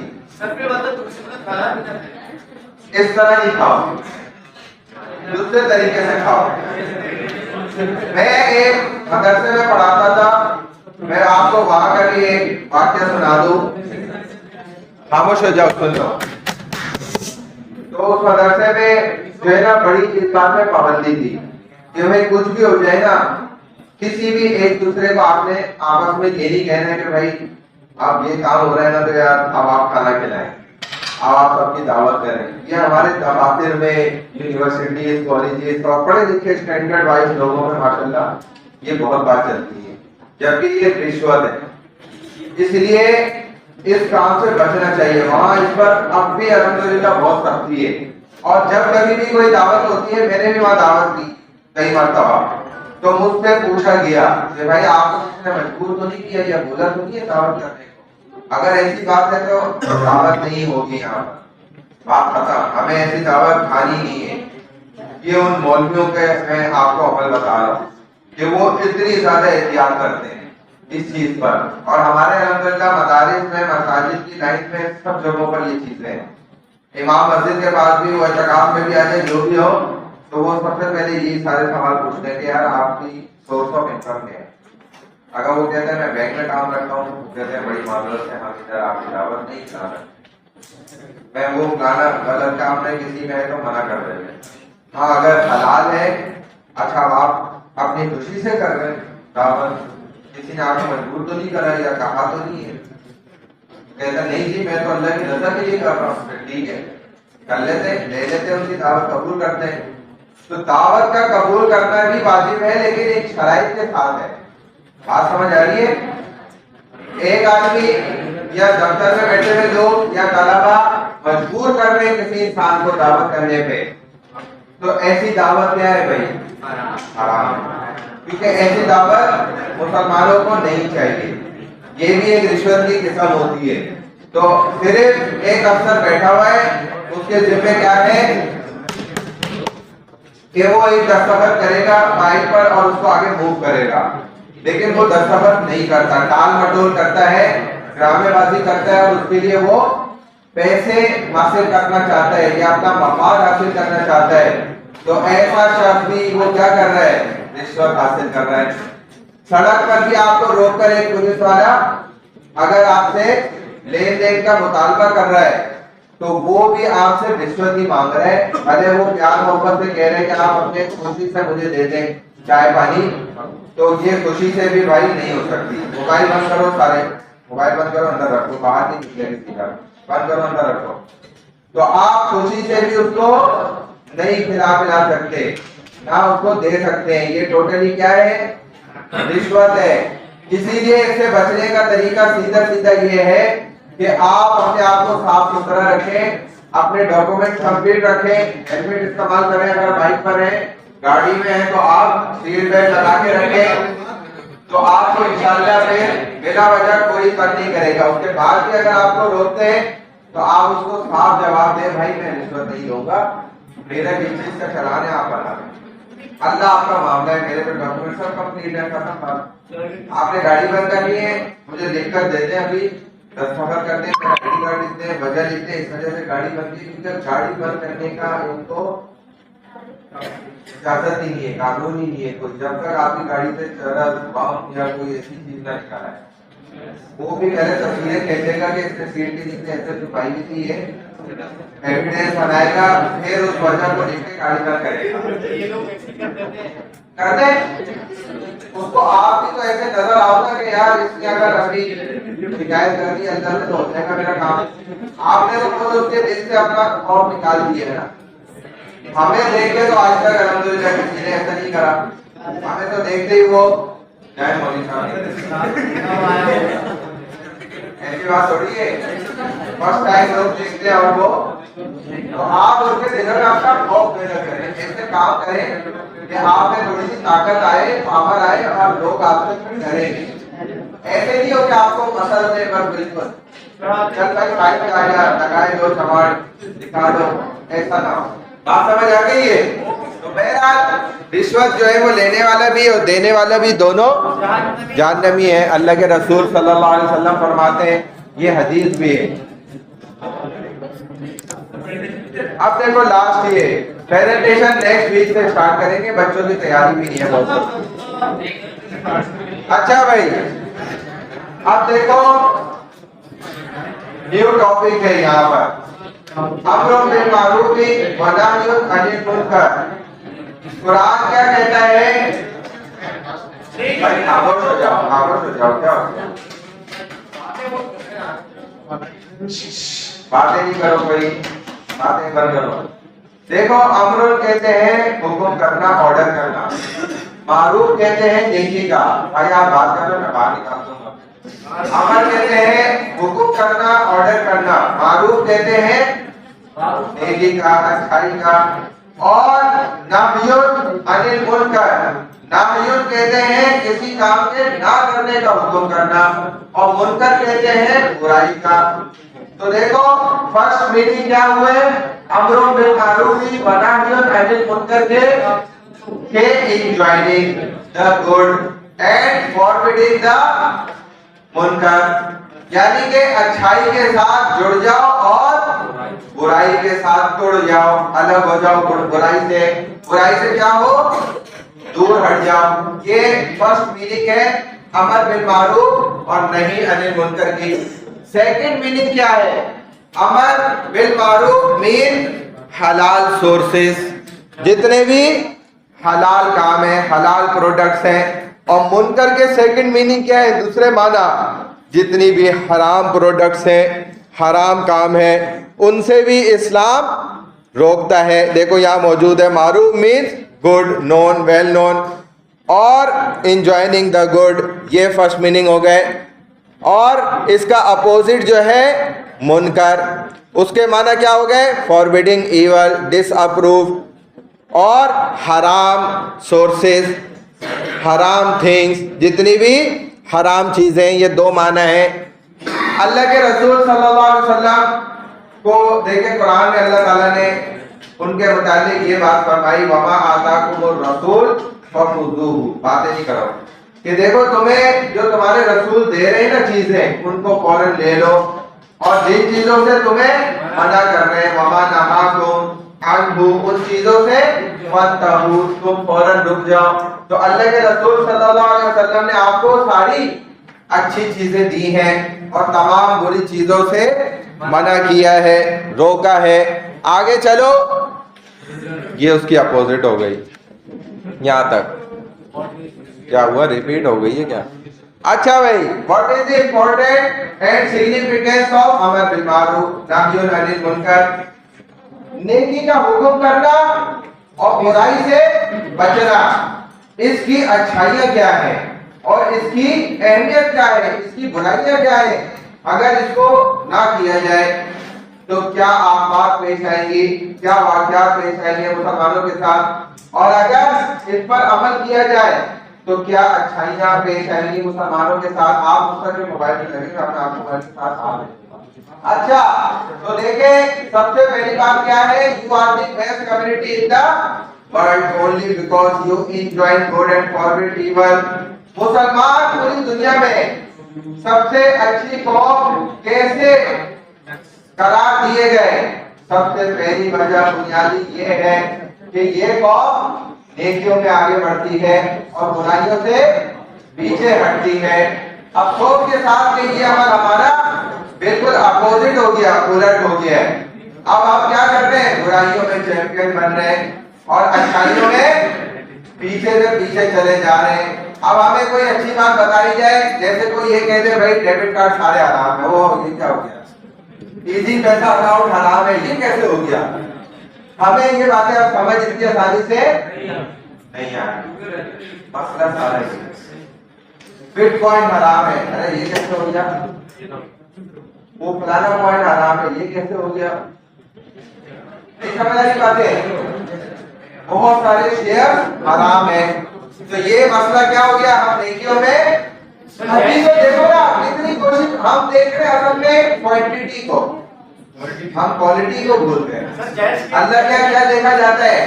क्वालिटी देखी जाती है, क्वांटिटी नहीं देखी जाती। ये हम देख रहे हैं कि भाई मुझे इस काम के 5,000 क्यों मिले, मुझे 10,000 मिलने चाहिए थे। یہ نہیں کہہ رہے اللہ سے کہ یا اللہ ان 5,000 میں 50,000 سے زیادہ کی برکت ڈال دیں، یہاں پہ فوکس نہیں ہے۔ اگر ایمانداری سے کرو تو یقین جانو کہ اللہ آپ کے 5,000 میں 50,000 سے زیادہ والی برکت ڈال دے گا، بھلے آپ کو 50,000 نہیں ملے، کوئی مسئلہ نہیں ہے۔ ہم تو وہ گنتی دیکھ رہے ہیں نا کہ زیرو سے پہلے نمبر کتنے لگے ہوئے اور آگے زیرو کتنے لگے ہوئے، ہم اس کو دیکھ ہی نہیں رہے کہ بھائی ان سب سے پہلے برکت بھی لگی بھی ہے نہیں لگی بھی ہے، آخر میں برکت لگی بھی نہیں لگی بھی ہے، درمیان میں لگی بھی ہے نہیں لگی بھی، یہ چیز تو ذہنوں میں ہے ہی نہیں۔ اللہ کے ہاں وہ دیکھا جاتا ہے، اللہ کے ہاں گنتی گنی نہیں جائے گی آپ کے اعمال کی کہ آپ نے 1,00,000 نمازیں پڑھی ہیں یا کتنی پڑھی ہیں، یہ نہیں دیکھا جائے گا۔ یہ دیکھا جائے گا کہ آپ نے اچھی نماز کون سی پڑھی ہے، وزندار آپ نے جس کی کا ویٹ جس کا زیادہ ہے۔ حضرت ابوبکر صدیق رضی اللہ تعالیٰ عنہ کی ایک رات اور عمر کی پوری زندگی وزن کر ہی نہیں سکتے۔ وہ کہتے تھے ساری زندگی میرے ساری زندگی کے اعمال لے لو، وہ ایک رات بس دے دو، کیونکہ وہ وزنی تھی، وہ تو بس ایک رات تو تھی، اس میں کیا ہو گیا، لیکن اس کا وزن بہت زیادہ تھا۔ تو مسئلہ اللہ کا کیا ہے، وزن کا ہے، اخلاص کا ہے، وہ دیکھا جائے گا۔ آپ کی کوانٹٹی نہیں، انسان کوانٹٹی کے پیچھے پڑتا ہے، کوالٹی کو کہتے ہیں چھوڑو یار کوئی مسئلہ نہیں، خیر ہے، حالانکہ کوالٹی اللہ کے ہاں دیکھی جائے گی، آپ کی کوانٹٹی نہیں دیکھی جائے گی۔ آپ نے زندگی کی کوئی ایک نماز ایسی پڑھ دی جو اللہ کو بڑی پسند آ گئی، تو کیا پتا اس پہ آپ کی بخشش ہو جائے۔ ساری نمازیں پڑھی کسی پہ نہ ہو، لاکھوں نمازیں پڑھتا ہے انسان اور لاکھوں نمازیں ایسے چلی بھی جائیں گی۔ کسی کا آپ نے 1 روپیہ کھا لیا، 1 روپے کے پیچھے آپ کیلکولیشن ابھی مجھے کر کے دے نہیں سکتے، میرا آپ کو چیلنج ہے، میں آپ کو فارمولا دے دوں گا ابھی کہ بھائی کتنے نقصان پر آپ کی کتنی نمازیں جائیں گی، میں فارمولا ابھی دے دوں گا آپ کو انشاءاللہ، لیکن میرا چیلنج ہے آپ کے اس کلاس کے اندر اس کی کیلکولیشن مجھے کر کے نہیں بتا سکتے۔ فارمولا کیا ہے کہ 1 ٹکے کے پیچھے 700 نمازیں آپ کی چھینی جائیں گی آپ سے۔ 1 ٹکا جو ہے وہ پاکستان کا سب سے گرا ہوا، سب سے ابتدائی پہلا روپیہ تھا، 1 ٹکا۔ اس ٹکے کے بعد آنا آیا، آنے کے بعد پائی آئی، پائی کے بعد سپاہی آئی، سپاہی کے بعد 75 پائی آئی، پھر 75 پائی کے بعد جو ہے نا 100 پائی آئی، پھر اس کے بعد 58 آئی، پھر 58 2 مل کر 1 روپیہ بنا، پھر روپیے 5 مل کے 5 روپیہ بنا، اس طرح آگے چلتا گیا۔ تو اب آپ حساب لگا لیں، 1 ٹکا کا حساب اور پھر 1 روپیہ آپ نے کسی کا کھایا تو اس کے پیچھے آپ کی کتنی ہزاروں لاکھوں نمازیں چھین لی جائیں گی فوراً۔ اگر آپ نے کسی کے 10 روپے کھائے ہوئے اور آپ دے نہیں رہے تو کتنی ہزاروں نمازیں تو آپ کی ایسی چلی گئی۔ انسان ایسے ہی دیکھتا رہ جائے گا کہ یہ تو میرے اکاؤنٹ سے ایسے جاری ہیں میری نیکیاں، یہ کیا ہو گیا، نکل جائے تو اندازہ لگائیں، اس کو خیرات کریں، بھائی جان چھڑائیں۔ سیکنڈ پوائنٹ کیا ہے، there should always be a group calling people towards good and forbidding them from evil. This is an obligation upon the ummah which is a collective responsibility. یہ بھائی تمام انسانوں کی ذمہ داری ہے، صرف مولویوں کی ذمہ داری نہیں ہے کہ لوگوں کو جہنم سے جان چھڑا کے جنت تک پہنچانا، یہ صرف نبیوں کی ذمہ داری نہیں ہے، یہ صرف صحابہ کی ذمہ داری نہیں تھی، یہ آپ کے دور میں صرف مولویوں کی ذمہ داری نہیں ہے، یہ آپ میں سے بھی ہر ایک انسان کی ذمہ داری ہے کہ وہ ہر دوسرے انسان کو، خصوصاً مسلمان کو، جہنم سے بچا کے جنت میں لے کر جانے کا ذریعہ بن جائے۔ یہ ہر مسلمان کی خصوصاً ذمہ داری ہے۔ Your success in this world and in the hereafter depends upon the fulfillment of this obligation. If you fail in your duty, you are not among the successful. Enjoining good and forbidding evil is the principal characteristic of a Muslim. ایک مسلمان کی اصل پہچان ہی یہی عمل ہے کہ وہ ساری زندگی کس میں گزارتا ہے، نیکیوں کا حکم کرنے میں اور برائیوں سے بچنے میں۔ ہمارے یہاں کیا کہا جاتا ہے کہ بھائی تم خود تو یہ برائی کرتے ہو، دوسرے کو منع کر رہے ہو، یہ کیا بات ہو گئی، خود تو تم نماز پڑھتے ہی ہو، دوسروں کو نماز کی دعوت دے رہے ہو، تو یہ منع نہیں ہے اسلام شریعت میں کہ آپ جو برائی خود کر رہے ہیں اس سے آپ دوسرے کو روک نہیں سکتے، یہ منع نہیں ہے، آپ روک سکتے ہیں۔ آپ ایک نیکی خود نہیں کرتے, آپ نماز خود نہیں پڑھتے, آپ دوسروں کو دعوت دے رہے, آپ دے سکتے ہیں, اسلام میں منع تھوڑی ہے. اور یہی پریکٹس تو اچھی ہے کہ ایک انسان نماز نہیں پڑھتا تھا, اس کو محنت کرنے والوں نے کہا بھائی تم نماز نہیں پڑھتے کوئی بات نہیں, تمہارے جو آس پاس کے 5 دکاندار ہیں نا, ان کو تم نماز کے لیے ترغیب دے دیا کرو, دعوت دے دیا کرو کہ بھائی نماز میں دیکھو یہ فضائل ہے, نماز کو پڑھنے کے یہ فائدے ہیں. تو بس وہ یہی کرتا تھا, ان 5 کو جا کے نا روزانہ نماز کی فضیلت سنا دیتا تھا 2-3 منٹ اور واپس آ جاتا تھا. وہ 5 چلے آتے تھے نماز پڑھنے, یہ دکان پہ بیٹھا ہوا تھا. آہستہ آہستہ اس کو شرم آنے لگ گئی, کہہ رہے بھائی یہ تو 5 اپنی دکان بند کر کے جا رہے ہیں اور میں ان کو بھیج رہا ہوں, میں ادھر کم وقت بیٹھا ہوں.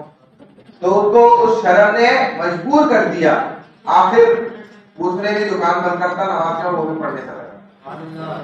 تو نیکی کی دعوت دینے سے آپ کو نقصان نہیں ہوگا, فائدہ ہی ہوگا. آپ سمجھ آ رہی ہے؟ آپ پہلے داڑھی نہیں رکھتے, کوئی مسئلہ نہیں یار, میری برائی ہے نا, میں نہیں رکھ رہا, میری کمزوری ہے, کچھ نہیں ہوتا. لیکن آپ لوگوں کو داڑھی کی اچھائیاں بتا رہے ہیں, ترغیب دے رہے ہیں. جدھر ہم نے یہ کام کرنا چھوڑا نا, اچھائی کی دعوت دینا, ادھر تو ہمارا ستیاناش ہو. بھلے ہم خود نہیں کر رہے, تو اب شیطان نے ہمارے دل میں کیا بنا دی, پکی کر دی اندر کہ تم کوئی غلط کام نہیں کر رہے. پہلے کیا ہوتا تھا, 100 لوگ ہوئے بیٹھے ہوئے, 95 لوگوں کی داڑھی ہوتی تھی, 5 کی نہیں ہوتی تھی نا, ان کو شرمندگی ہوتی تھی. ابھی الٹ ہے, 5 کی ہے 95 کی نہیں ہے. تو ہمیں الحمدللہ سے شرمندگی نہیں ہے, اللہ کا شکر ہے. ہم آپ کے سامنے ہیں, ہمیں اس میں فخر ہے کہ اللہ نے شیر کو داڑھی دی ہے. ٹھیک ہے نا بھائی, اللہ نے تاج پہنایا ہے ہمارے سر پہ. یہ جو ٹوپی ہے یہ اللہ کا تاج ہے. لڑکی کے چہرے پہ جو شری پردہ ہے وہ اللہ کا تاج ہے. اللہ نے اس کو ملکہ بنایا ہے, ہمیں اللہ نے بادشاہ بنایا ہے. لیکن ہم نے تاج اٹھا کے پھینکا نیچے اور ہم نے کہا ہم نوکر ہی صحیح, ہم نوکر ہی اچھے. بات سمجھ آ رہی ہے؟ طب نبی میں بھی ہے یہ بات کہ آپ نے دیکھا ہوگا نا, ہمارے اکثر لوگ گنجے ہو جاتے ہیں. کیوں کہ تاج اتار کے پھینک دیا, اللہ گنجا کر دیتے ہیں تھوڑے عرصے میں. آپ تو سائنس بھی مان گئی, یہ بات کہتی ہے کہ آسمان سے ایسی ریز اترتی ہیں وہ آپ کے ڈائریکٹ کھوپڑی میں پڑتی ہیں. اگر آپ نے کوئی شیلڈ نہیں لگائی گی, آپ بس ادھر 35 سال عمر ہوگی, آپ گنجے ہونا شروع ہو جائیں گے, اور 50 سال 55 سال تک آپ ٹھیک ٹھاک گنجے ہو جائیں گے انشاءاللہ. آپ دیکھیں مولوی حضرات گنجے ہی ہوتے ہیں, اس کی وجہ کیا ہے؟ شیلڈ پہنتے ہیں. اللہ نے تاج پہنایا نا, پہنتے ہیں. خواتین کتنی شکایت کرتی ہیں, ہمارے بال گرتے ہیں, اوف یہ ہو گیا, فلانا ہو گیا, نالیاں بند ہو گئی. دیکھیں کوئی گنجی خاتون دیکھی آپ نے؟ گنجی خاتون آپ کو ملے گی, کیونکہ اللہ نے تاج پہنایا, دوپٹہ پہنایا سر پہ, وہ پہنتی ہیں. ساری زندگی گنجی نہیں ہوتی ماشاءاللہ, اور بال سب سے زیادہ گرتے ہیں لیکن گنجی نہیں ہوتی. اور یہ مرد بیچارے اتنے جلدی گنجے ہو جاتے ہیں. رسول اللہ صلی اللہ علیہ وسلم 3 شیلڈ پہنا کرتے تھے سر پہ. سب سے پہلے آپ تیل لگاتے تھے, وہ الگ شیلڈ تھی. پھر آپ ایک سادہ سا نا کپڑا سفید رنگ کا رکھتے تھے سر پہ. پھر اس کے اوپر آپ ایک کپڑے کی نمر ٹوپی پہنتے تھے. پھر اس کے اوپر آپ امامہ یا صافہ باندھتے تھے. دیکھو کتنی کیئر کری آپ نے اپنی ساری زندگی اپنے بالوں کی. تو آپ زندگی بھر گنجے الحمدللہ نہیں ہوئے, آپ کے بال اپنی جگہ. جن مولویوں کو بھی گنجا دیکھو تو وہ اکثر ٹوپی پھینک دیتے نیچے, بیٹھے ہوئے نا ٹوپی رکھتی وہاں. اب تو ریس آ رہی ہے نا ڈائریکٹ, آپ اپنے موبائل کے اوپر اسکرین پہ پروٹیکٹر چڑھاتے ہیں, وہ اس کا مطلب آپ سے زیادہ اہم ہے. آپ اپنے سر کو ننگا چھوڑ دیتے ہیں, حیرت کی بات ہے. تو یہ کیا ہے, سر کی آپ نے دماغ کی زیادہ سے زیادہ حفاظت کرنی ہے. پھر وہ جو الگ وظائف ہوتے ہیں پڑھے جاتے ہیں, جن کی وجہ سے انسان کیا ہوتا ہے, پاگل نہیں ہوتا, وہ الگ ہے. وہ تو الگ علماء ماشاءاللہ پڑھتے ہیں. جیسے فجر کے بعد آپ اگر سبحان اللہ العظیم و بحمدہ, کوئی مشکل ہے یہ صرف 7 دفعہ پڑھیں, اللہ 4 وعدے ہیں اللہ کے آپ کے ساتھ کہ آپ اپنی ساری زندگی میں کبھی پاگل نہیں ہوں گے, مجنون نہیں ہوں گے. اسی لیے آپ دیکھیں مولوی علماء ریٹائر ہی نہیں ہوتے, وہی نماز پڑھاتے پڑھاتے دنیا سے چلے جاتے ہیں, ریٹائرمنٹ نہیں ملتی. آپ کے دنیا دار پڑھے لکھے اچھے لوگ ریٹائر ہو جاتے ہیں, ان کو دھکے مار کے ہمارے دفتر سے نکالتے ہیں, بھاگو یہاں سے, آئندہ ادھر نظر نہیں آنا. یہ ان کی عزت ہوتی ہے ماشاءاللہ پوری سروس دینے کے بعد. اور علماء کی ریٹائرمنٹ ہی نہیں ہے, وہ بھولتے ہی ہے. قرآن 100 سال کا ہو گیا, یاد ہے ماشاءاللہ پورا پڑھ لیں, نماز میں بھول ہی نہیں رہا.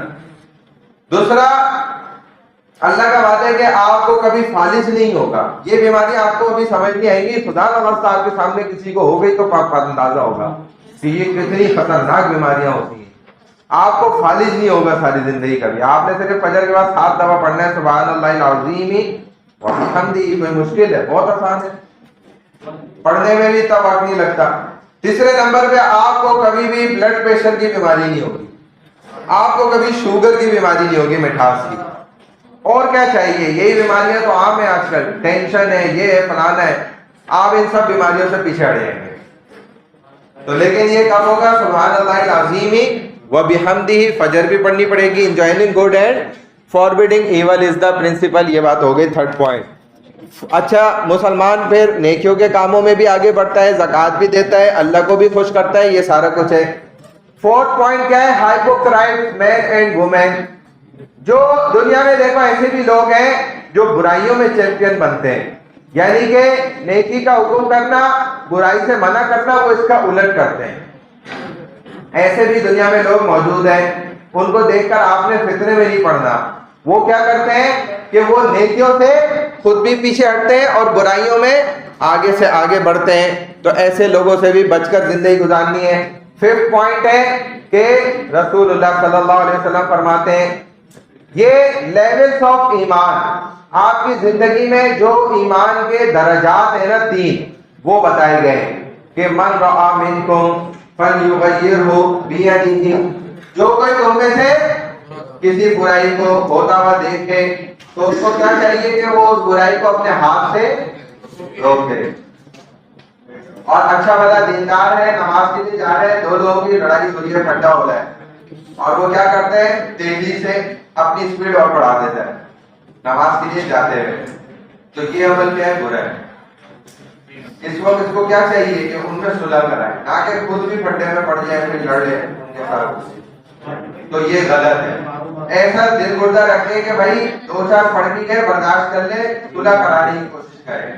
مسلمانوں میں جو صلح کراتا ہے انسان, اس کی بڑی فضیلت ہے. رسول اللہ صلی اللہ علیہ وسلم لیلۃ القدر کی رات بھول گئے تھے نا, 2 لوگوں میں لڑائی ہو رہی تھی, ان میں صلح کرانے لگ گئے, تو آپ سے وہ رات ذہن سے نکل گئی. صلح کرا دی آپ نے, پھر آپ کو یاد آیا کہ مجھے تو اللہ نے ابھی تھوڑے دیر پہلے وہ رات بتائی تھی لیلۃ القدر کی, اور آپ وہ بھول گئے صلح کرانے کے لیے.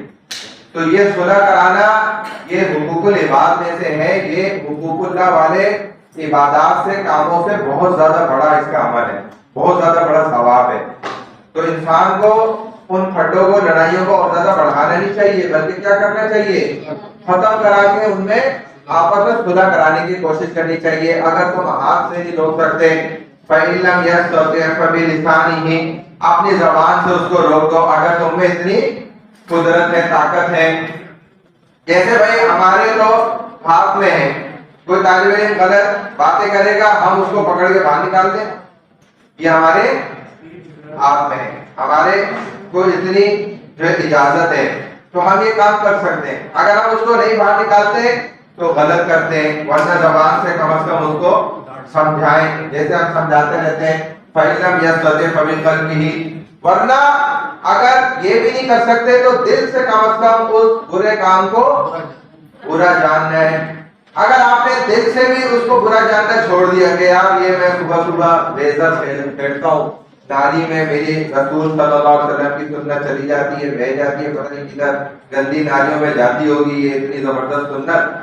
تو اگر آپ کے دل میں یہ بھی احساس نہیں ہے تو مبارک ہو آپ کو, ہمیں مٹھائی کھلائیں کہ آپ کا ایمان آپ کو ٹاٹا بائے بائے کر کے اللہ حافظ کر کے جا چکا ہے بہت پہلے. آپ تو مٹھائی کھلاؤ نا, زیادہ مٹھائی کھانے کو ملے گی ہمیں.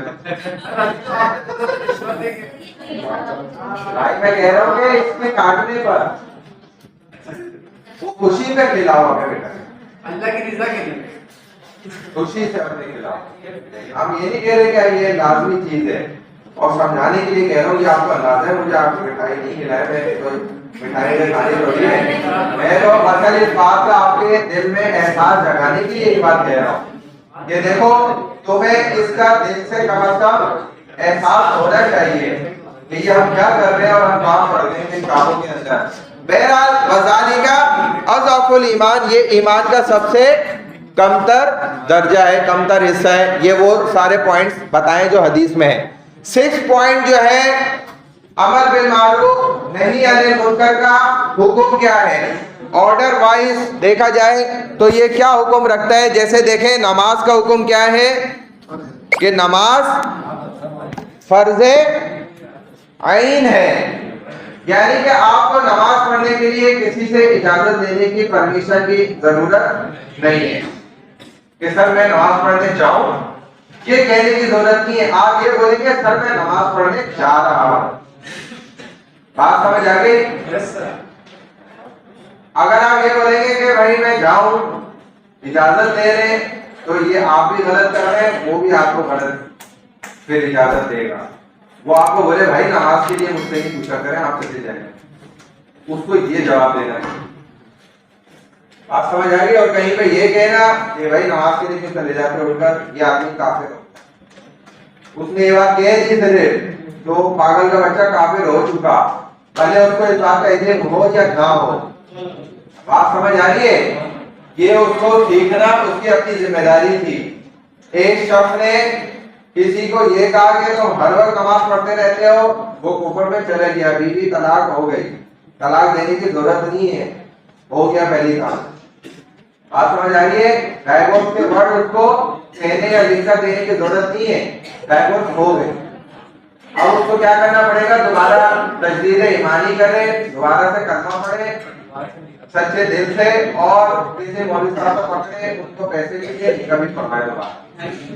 اور ایک طلاق ہو چکی ہے, اب 2 باقی رہ گئی. اگر دوبارہ یہ حرکت کرے گا تو 1 رہ جائے گی, پھر کری تو کام پورا ہو گیا. بات سمجھ آ رہی ہے؟ یہ شرعی مسائل ہیں, اس کی نالج آپ کو ہو یا نہ ہو کوئی فرق نہیں پڑتا.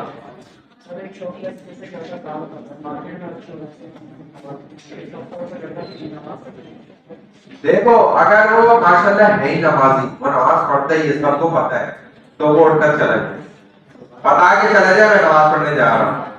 اب اگر اس کو کوئی روکتا ہے یا چھو چھرا کرتا ہے یا تھوڑا سا بھی ڈھیلے بازی دکھاتا ہے تو وہ شخص جو ہے نا خود کفر میں جائے گا سیدھا.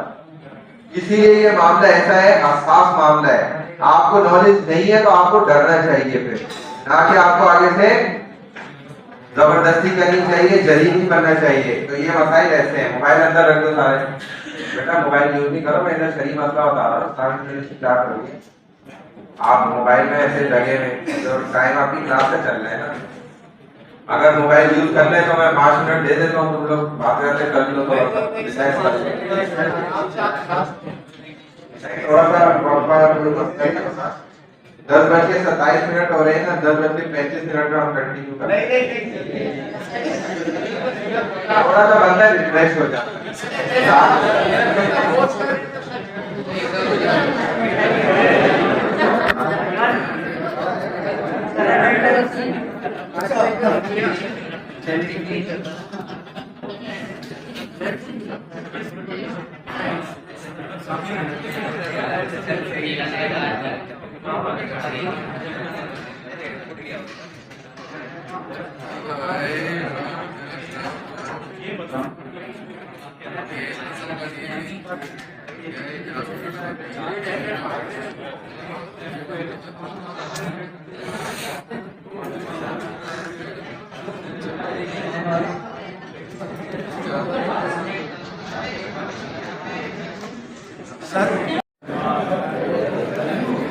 اچھا بھائی.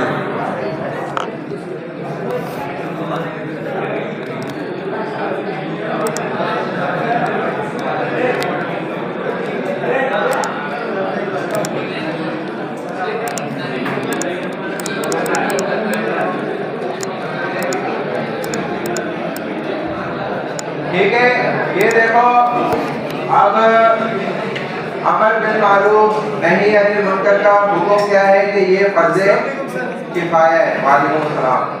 فرض کفایہ، فرض عین تو یہ ہوتا ہے کہ آپ بغیر کسی اجازت کے ہر انسان علیحدہ علیحدہ اس عبادت کو پورا کرے گا. آپ موبائل اندر رکھ دو اور ہر کوئی اس عبادت کو کرے گا، ان کو بھی موبائل اندر رکھوائیں. اب کیا ہے فرض عین تو یہ ہوتا ہے. دوسری قسم فرض کی یہ کہ فرض کفایہ، یعنی کہ چند مسلمان اس فرض کو ادا کرتے ہیں تو باقی تمام انسانوں کی طرف سے وہ فرض ادا ہو جاتا ہے. جیسے نماز جنازہ ہے تو ہر انسان کے لیے محلے کے تمام محلے والوں کو مل کر پڑھنا وہ لازمی شرط نہیں ہے. چند مسلمانوں نے نماز جنازہ ادا کر دیا تو تمام اہل محلے کی طرف سے وہ فرض ادا ہو گیا، یعنی کہ آپ کی ذمہ داری ان چند لوگوں نے اٹھا لی. بعد میں جا کے ان کو دفن کر دیا تو سب کی طرف سے وہ ادا ہو گیا. جو حق تھا نا اس پر، اس کو غسل دینا، اس کو نماز جنازہ پڑھانا، اس کو عزت کے ساتھ دفن کر کے آ جانا، دعا کر لینا، یہ پورے اہل محلہ کی طرف سے سب کی ذمہ داری ان چند لوگوں نے پوری کر دی، ادا کر دی. ایسے ہی ہر جگہ، ہر محلے میں، ہر کالج میں، ہر یونیورسٹی میں بھی ایسا ہونا ضروری ہے کہ بعض طلبہ ایسے ضرور ہونے چاہیے، کم از کم ایک جماعت. جیسے اقرا یونیورسٹی میں بھی 12 لڑکے ایسے ہونے چاہیے، 12 لڑکیاں ایسی ہونی چاہیے جو امر بالمعروف نہی عن المنکر کا کام کرتے ہوں. پڑھائی کے ساتھ ساتھ وہ یہ کام بھی کریں. جیسے ساتھ میں بیٹھے ہوئے تو دعوت دے دی کہ بھائی دین کے راستے پہ چلو یار، وہ جماعت بھی جاری ہے، کوشش کرو، 3 دن چھٹیاں آ رہی ہیں، اللہ کے راستے میں چلتے ہیں. اور نماز اتنے وقت پر ہوتی ہے، کوشش کیا کرو جماعت میں نماز پڑھ لو، تعلیم ہوتی ہے اس میں بیٹھ جایا کرو. یہ باتیں اگر وہ لڑکوں کی جماعت کر رہی ہے، لڑکیوں کی جماعت لڑکیوں میں کام کر رہی ہے تو اللہ کا کوئی عذاب آپ پر انشاءاللہ نہیں آئے گا. لیکن نہیں کر رہے تو پھر اللہ کے عذاب کا انتظار کرو، کیونکہ یہ کیا ہے، فرض کفایہ ہے. تمام یونیورسٹی کی طرف سے ان لڑکوں کی ایک جماعت اور لڑکیوں کی ایک جماعت کے ذمے یہ بات ہے کہ وہ دوسروں کو گناہ سے بچانے کے لیے، عذاب سے بچانے کے لیے یہ کام ضرور کریں. اللہ کے رسول صلی اللہ علیہ وسلم نے اس کی مثال دی. ہاں جی، فرض عین. فرض عین کیا ہوتا ہے کہ جو ہر انسان کو خود ہی ادا کرنا ہے. اب دیکھو جیسے جہاد ہے نا، اب یہ کیا ہے، ابھی فی الحال تو یہ فرض کفایہ ہے یہ والا. لیکن اگر ہمارے ملک پر کسی کا حملہ ہو جاتا ہے یا غیر طاقتیں جو ہیں یا داخل ہونے کی کوشش کرتی ہیں تو علماء اس پر فتویٰ دے دیتے ہیں کہ بھائی جہاد اب فرض عین ہے. یعنی کہ اب آپ نے پھر نہ مرد کسی سے پوچھے گا، نہ عورت، نہ بچہ، ہر کوئی جہاد کے لیے نکل جائے گا لڑنے کے لیے. بات سمجھ آ رہی ہے؟ اپنی زمین کو بچانے کے لیے، عزت آبرو کو بچانے کے لیے، مال کو بچانے کے لیے ہر کوئی پھر اس فرض کو ادا کرنے کے لیے گھر چھوڑ کے، کاروبار چھوڑ کے نکل جائے گا. تو ابھی تک یہ اللہ کا شکر ہے کہ وہ کیا ہے، ہم پر فرض کفایہ ہے. بعض لوگ ہماری طرف سے جہاد کر رہے ہیں، لڑ لیں ان جگہوں میں جا کر جہاں پر مسلمان مظلوم ہیں اور عزتیں لوٹی جا رہی ہیں ان کی. تو کیا ہو رہا ہے کہ وہ ہماری طرف سے بہت بڑا ذمہ اٹھائے ہوئے ہیں، ذمہ داری ادا کر رہے ہیں. اگر وہ لوگ بھی یہ کام نہیں کریں گے تو اللہ کا عذاب ہم پر فوراً آئے گا بڑی تیزی کے ساتھ. تو ہمیں اس کا شکر ادا کرنا چاہیے، کم از کم ان کے لیے ہاتھ اٹھا کر دعا ضرور کرنی چاہیے کہ اللہ ان مجاہدین کی ہر اعتبار سے حفاظت فرمائے، ہر اعتبار سے ان کو اور زیادہ مضبوط فرمائے. ان کے گھروں کی دیکھ بھال ہمارے ذمے ہے، پیچھے ان کے جتنے بھی معاملات ہیں وہ سب ہمارے ذمے ہو جاتے ہیں جب وہ اپنا گھر چھوڑ کر نکل جاتے ہیں کفن باندھ کے. تو ورنہ اللہ کے رسول صلی اللہ علیہ وسلم فرماتے ہیں کہ وہ انسان جس نے اپنی زندگی میں ایک دفعہ بھی جہاد نہیں کیا، نہ اس نے جہاد کرنے کا عزم کیا، نہ اس نے جہاد کرنے کا ارادہ کیا ساری زندگی، نہ اس نے جہاد کرنے کا شوق اپنے دل میں رکھا، نہ اس نے کبھی جہاد کو پسند کیا. تو یہ شخص مر جائے تو منافق ہو کر مرے, جہنم میں جائے میری بلا سے, یہ ضرور جہنم میں جائے گا. بات سمجھ آ گئی؟ تو کم از کم آپ نے فرمایا کہ زندگی میں ایک دفعہ ضرور جہاد کرنا ہے, یا جو جہاد پر گئے ہیں ان کی امداد ضرور کرنی ہے, پیچھے گھر والوں کی حفاظت کرنی ہے, ان کو کھانا راشن پہنچانا ہے, سارا ان کو آپ نے دیکھا جائے مالی اعتبار سے سپورٹ کرنا ہے. پھر اپنے دل میں کم از کم عزم رکھنا ہے, ارادہ رکھنا ہے کہ میں ضرور اس کام کو کروں گا اپنی زندگی میں, اور محبت کم از کم آپ کے دل میں آخری درجہ ہے کہ اس کا ہونا چاہیے. اگر آپ کے دل میں نفرت ہے تو آپ کو مبارک ہو, آپ سیدھا جہنم میں جائیں گے انشاءاللہ. یہ یاد رکھیں. اسی لیے کم از کم دل میں اس کی محبت ہونا بہت ضروری ہے. اگرچہ ماحول ایسا بنا دیا گیا ہے کہ نام لینے والے کو بھی نہیں بخشا جا رہا, کہ کوئی نام بھی نہیں لے سکتا. کیسے نہیں لے سکتا؟ تمہارا باپ بھی یہ نام نہیں مٹا سکتا, قرآن میں موجود ہے. کتنی جگہوں پہ اللہ نے کھل کر بات کی ہے. تو کوئی اس کو چھپا سکتا ہے, مٹا سکتا ہے؟ نہیں کر سکتا. مسلمان کے دل میں تو پیدائشی پیدا ہوتے سے اس کے اندر جذبہ ہے کہ بھائی میرے کلمے پہ بات آئی, میرے دین ایمان پہ بات آئی, میرے رسول کے اوپر اگر آنچ آئی تو میں ایسی کی تیسی کر کے رکھ دوں گا, باقی چیزیں میں برداشت کر لوں گا, کمپرومائز کر لوں گا. ان چیزوں پہ میں نو کمپرومائز ہے. تم نے اگر ہمت کری میرے صحابی کو گالی دینے کی تو میں نہیں برداشت کروں گا. سیدھی بات ہے بھائی, سیدھی.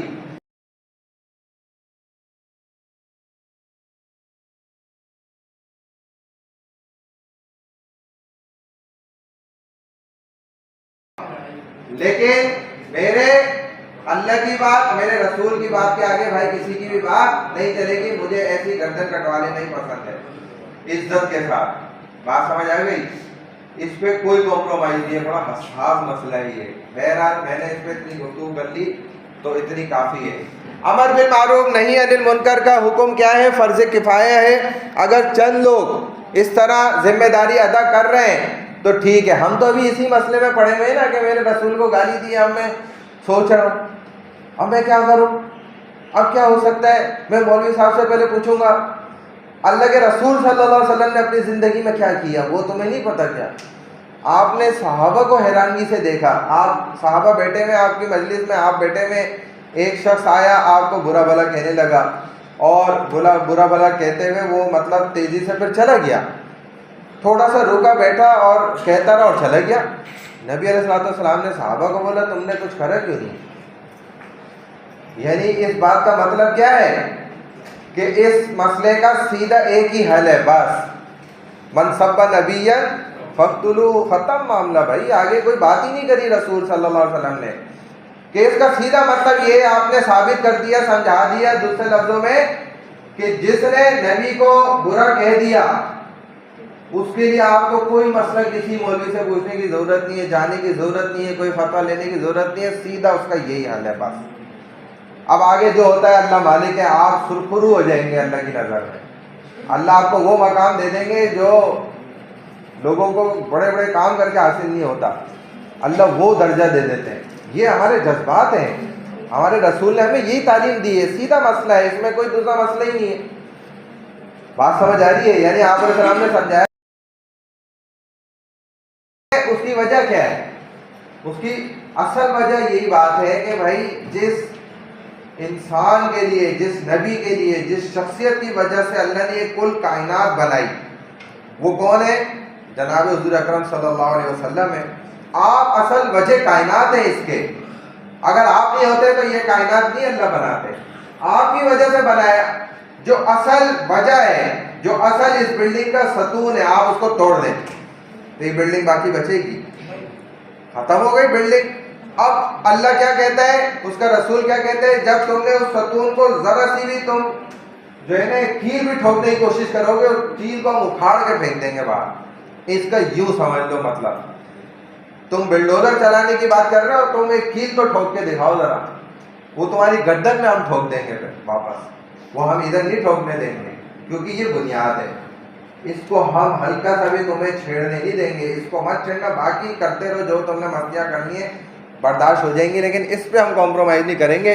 یہی ہمارا دین ہے اور بنیاد ساری یہیں سے شروع ہوتی ہے. 7 پوائنٹ یہ ہے، کیا ہے؟ اللہ کے رسول صلی اللہ علیہ وسلم نے سمجھایا کہ ساری کی ساری انسانیت ایک بہت بڑی کشتی کے اندر سوار ہے، بیڑے میں وہ سفر کر رہے ہیں سمندر کے اندر. یہ کائنات سمندر ہے، اس کے اندر دنیا جو ہے وہ کشتی ہے، اس کشتی کے اندر ساری انسانیت سوار ہے.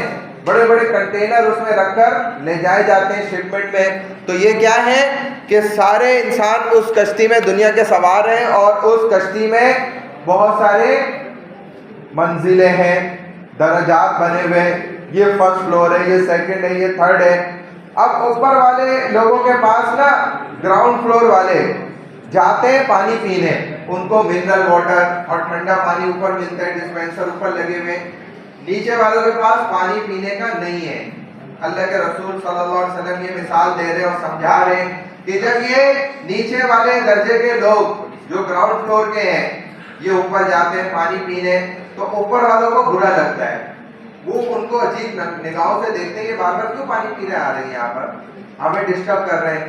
تو اس وجہ سے نیچے والوں کو احساس ہوتا ہے، وہ کہتے ہیں کہ آپ ہماری وجہ سے ڈسٹرب ہو رہے ہیں، چنانچہ ہم آپ کے مشورے سے یہ کام کر لیتے ہیں کہ نیچے ایک سمندر میں سوراخ کھول لیتے ہیں اور وہاں سے پانی آتا رہے گا، ہم اس سے پانی فلٹر کر کے پی لیں گے، کوئی مسئلہ نہیں ہے. تو اب اگر ان نیچے والوں بیوقوفوں کو اوپر والے سمجھدار لوگ نہیں سمجھائیں گے، منع نہیں کریں گے کہ بھائی اس جہاز میں سوراخ کر کے نیچے سے پانی لے رہے ہو، تمہارا دماغ صحیح ہے، سوراخ کر رہے ہو جہاز کے اندر، سوراخ کرو گے تو ہم بھی تمہارے ساتھ ڈوب جائیں گے، ایسا ہی ہوگا نا بھائی. تو اگر وہ ان کو نہیں سمجھائیں گے، منع نہیں کریں گے اور انہوں نے سوراخ کرنے دیا تو جہاز لازمی سی بات ہے کہ ڈوبے گا. تو اوپر والے بچ جائیں گے کیا؟ اوپر منزل والا بھی کوئی بھی نہیں بچے گا، وہ سب بھی غرق ہوں گے اس بیڑے کے اندر، یعنی کہ اس بیڑے کا غرق ہو جائے گا، بیڑا غرق ہوگا.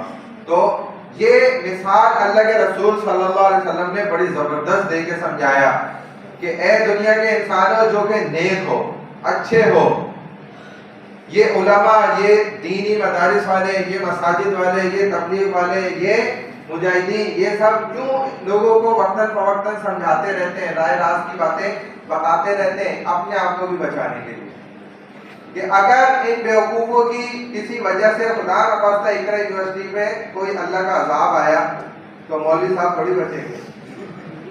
آپ کیا سمجھ رہے ہیں اللہ پہلے مجھے باہر نکالیں گے پھر آپ کو غرق کریں گے؟ آپ کے چکر میں بھی مارا جاؤں گا. میں تو خیر یہ سمجھانے کے لیے ایسے بات کر رہا ہوں، خدا نخواستہ ایسا کچھ ہو، کیونکہ ہم تو اللہ رسول کی باتیں کر رہے ہیں، ہم تو حق ادا کر رہے ہیں نا. اسلامک اسٹڈیز کی شکر ہے کلاس ہو رہی ہے ادھر، جس دن ختم ہو گئی پھر دیکھی جائے گی. میڈیکل والے بھی پڑھ لیں، نرسنگ والے بھی پڑھ لیں، اور BBA والے بھی پڑھ لیں، اور پرانے MBA والے بھی پڑھ لیں، سب پڑھتے ہیں ماشاءاللہ.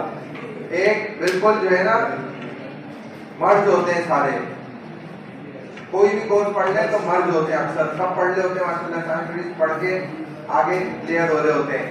تو یہ کیا ہے؟ برکت ہے پھر کہ کم از کم اللہ اس کے رسول کا نام تو اس اسٹیج پہ لیا جا رہا ہے، بات تو ہو رہی ہے، عربی قرآن تو پڑھا جا رہا ہے، سلائڈ تو کھل رہی ہے، تو اس پہ برکت ہے اللہ کی. تو کیا ہے کہ نیک لوگ بھی ان کی وجہ سے اگر عذاب ٹوٹا اللہ کا تو وہ بھی شامل ہو جاتے ہیں، اور اگر انہوں نے محنت کری ہے اور لوگ جو ہے وہ اچھے کام کر رہے ہیں تو پھر اس عذاب سے اللہ ان کو بھی بچا کے رکھتے ہیں، دوسروں کو بھی بچا کے رکھتے ہیں. لاسٹ پوائنٹ کیا ہے؟ if you do not carry out your responsibility of امر بالمعروف نہی عن المنکر. اب دیکھو اگر ہم امر بالمعروف نہی عن المنکر نہیں کریں گے، یعنی کہ نیکی پر خود نہیں چلیں گے، دوسروں کو بھی نہیں چلائیں گے، برائی سے خود بھی نہیں بچیں گے، دوسروں کو بھی نہیں بچائیں گے، تو اس کا ہم پر کیا برا افیکٹ ہوگا، کیا برے اثرات پڑیں گے؟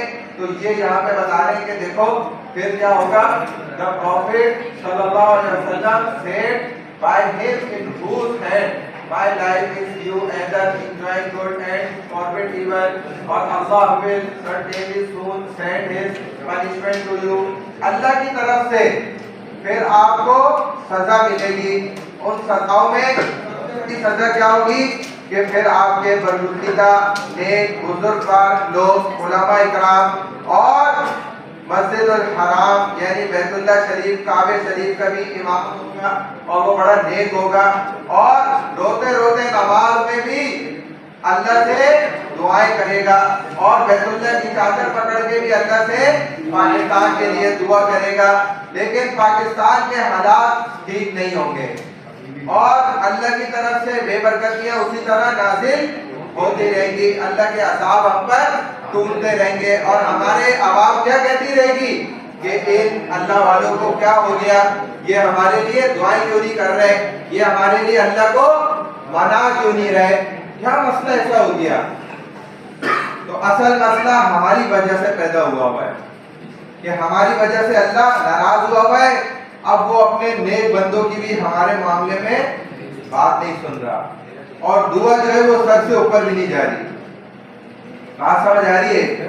تو اللہ تک آواز کب جاتی ہے جب اکثریت ٹھیک ہوتی ہے. اکثریت کتنی ہوتی ہے 50% سے ابو ہو, یعنی کہ اگر 51% لوگ بھی اچھے ہیں نا اور سنتوں پہ چلنے والے ہیں اور فرائض ادا کرنے والے ہیں تو پھر نیک لوگوں کی دعائیں بڑی تیزی سے پوری ہونا شروع ہو جاتی ہیں.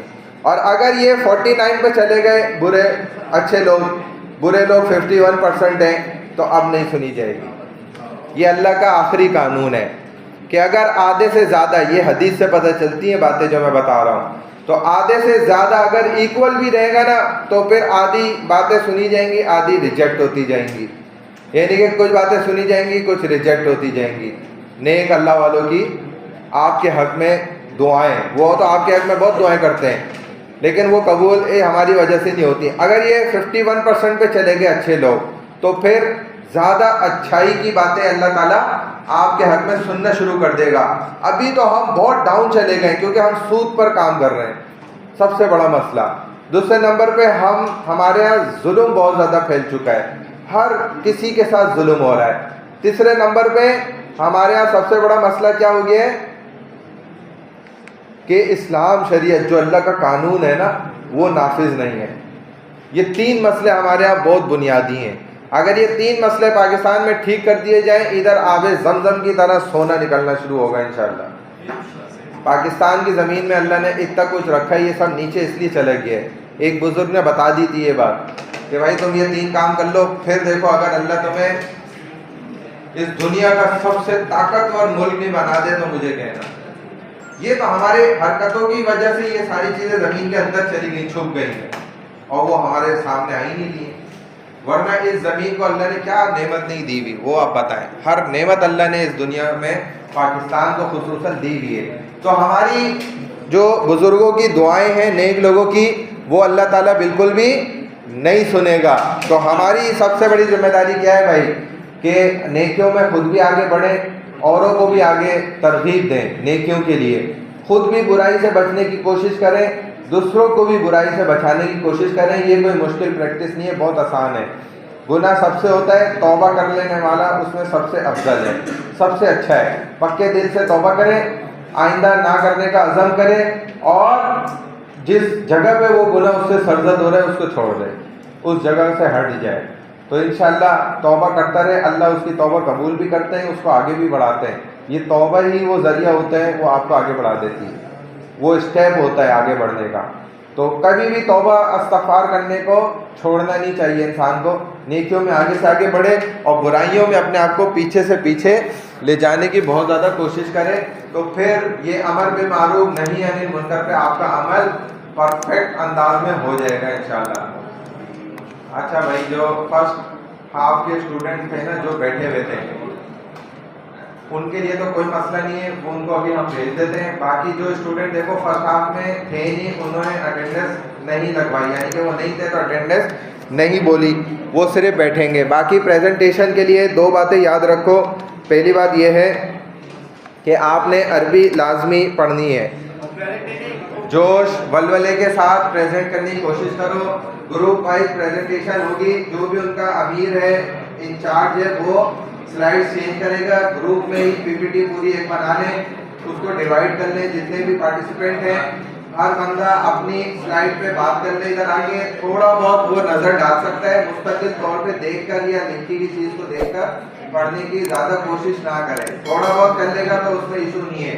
जैसे उसने ये देख लिया, स्टेप बाय स्टेप बना लिया कि ये बात मैंने करनी है, 15 सेकंड 20 सेकंड इनका मोबाइल लेके रखो, जरा आप पकड़ लो इनका मोबाइल। फिर 15 सेकंड बाद मैंने दूसरा पॉइंट देख लिया, मैंने इसमें बात करनी है। 2 मिनट की आपने यहाँ पर बात करनी है, 2 मिनट से कम बात ना करें कोई भी एक इंडिविजुअली पर्सन भी। बाकी ये है कि कोशिश करें ज़्यादा से ज़्यादा इंग्लिश में ही और अरबी में ही बात कर लें, क्योंकि अरबी की आयात हैं, अहादीस हैं और हर टॉपिक में अरबी है। जिसको नहीं मिल रही हो मुझे व्हाट्सएप करें, मैं उसको निकाल के दे दूंगा, कोई इशू नहीं है। दुआओं में बहुत से बच्चे कंफ्यूज हैं।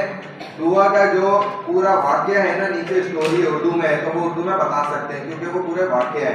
तो पूरा वाक्य निकालें।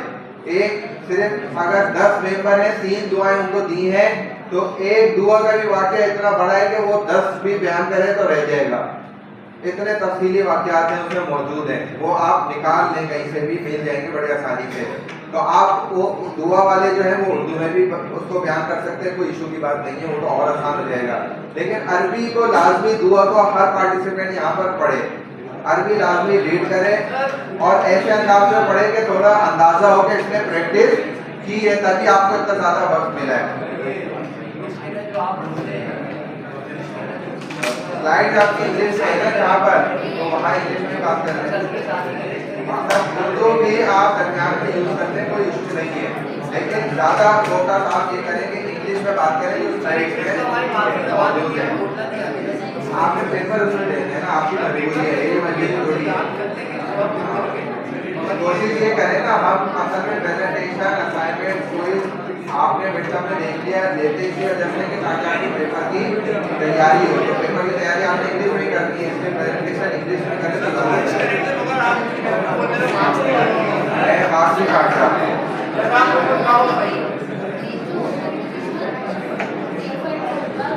चलो 2 मिनट तक बात करें, हाँ कम अज कम 2 मिनट से बहुत ज़्यादा बात करेगा तो ज़ाहिर नेगेटिव मार्किंग होती है। टोटल 10 से 15 नंबर की इंडिविजुअली प्रेजेंटेशन है आपकी, ऑनलाइन प्रेजेंटेशन ऐड कर ऑनलाइन प्रेजेंटेशन जिन्होंने दी थी उसको मिलाकर फिजिकल प्रेजेंटेशन इंडिविजुअली 10 से 15 नंबर की है। फर्स्ट हाफ वाले स्टूडेंट जिन्होंने प्रेजेंट लगवा दी थी सिर्फ वो चले जाए, बाकी बैठे हैं।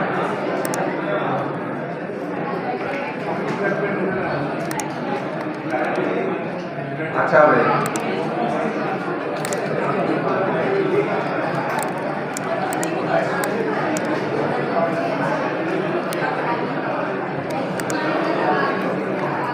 अहमद तो थी, ठीक है। मुबश्शिर हसन खान, मोहम्मद अयान खान, तस्बिया नाज, तस्बिया,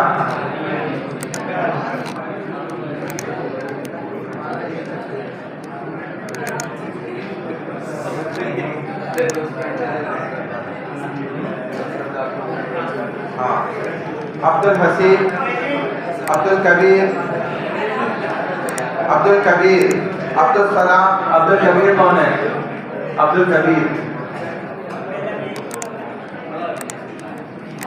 अब्दुल समी, अफान खालिद, अहनाफ जाहिर, अलीजा अकबर, अलीशा, अहमद नयानी, अच्छा ये तो थी। अनस शेख, अनस शेख कौन है?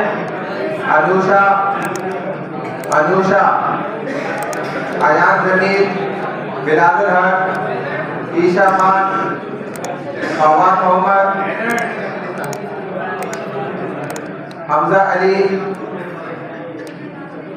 हमजा नासिर, निसार, हसन, हसान, हसान मोहम्मद सईद, हसान ताहिर, हुसैन अली असगर, हुजैफा अहमद, हुजैफा अली असगर, माजिन अहमद सिद्दीकी, माजिन कौन है?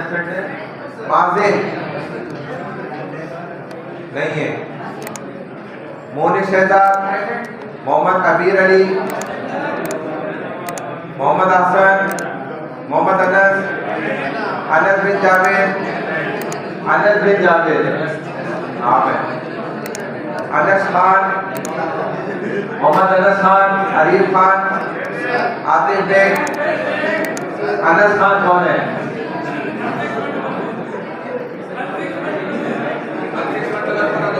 वन से 144, 1 से 144 आप हैं। मोहम्मद आतिफ बेग, आयाब खान, अजहान सिद्दीकी, दानियाल खान, दानियाल, हाँ जी रह गई, कहाँ पर आया नाम?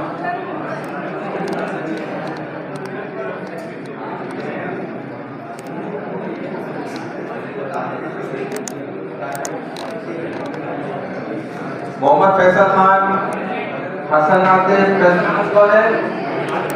हसन आतिफ, मोहम्मद हसीन, मोहम्मद हाशिर, हाशिर कौन है? मोहम्मद हसान बेमांदी, हुजैफा, मोहम्मद हुजैफा कौन सा वाले हो? 11184, 11184। मोहम्मद हुजैफा नदीम खान, हुजैफा शेख, नदीम खान कौन है? हुजैफा शेख, हुजैफा शेख, इफ्तिखार, जासिर इरफान, कैफ शकील, मास रफी, मोहम्मद उमैर अंसारी, मोहम्मद उजैर, मोहम्मद जैन कौन है? जैन। मोहम्मद जरियाब खान, मुनीजा कादरी, मुनीजा कादरी, मुजम्मिल हुसैन शाह, मुजम्मिल हुसैन शाह कौन है? मुजम्मिल हुसैन शाह, नबील अहमद तो है। नताशा सोमरो, क्या नाम है?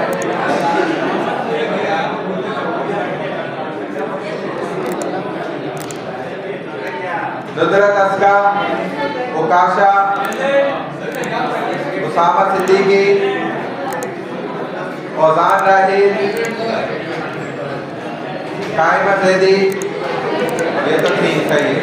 समीर खान, समीउल्लाह, शाहरुख रहमान, शाह इब्राहिम, शनियाल,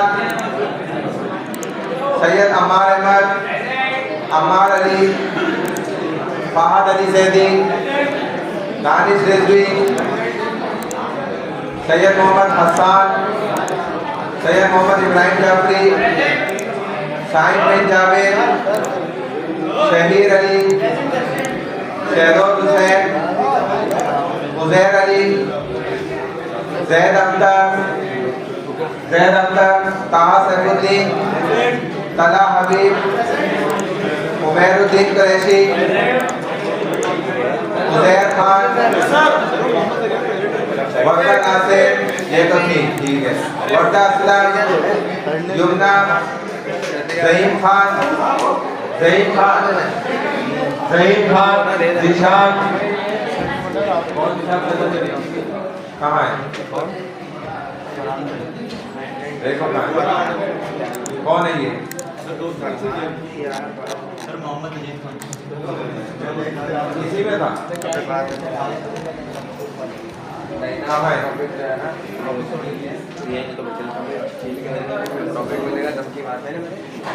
देखो मोहम्मद नजीब किधर है? लगा मत है।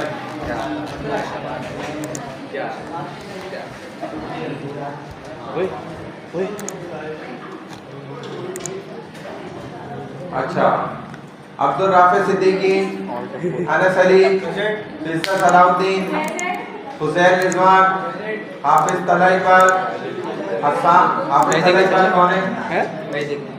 حسان اقبال, حذیفہ ارشد, اسماعیل, کہکشاں حسن فاطمہ, منہاج الدین, محمد علی صدیقی,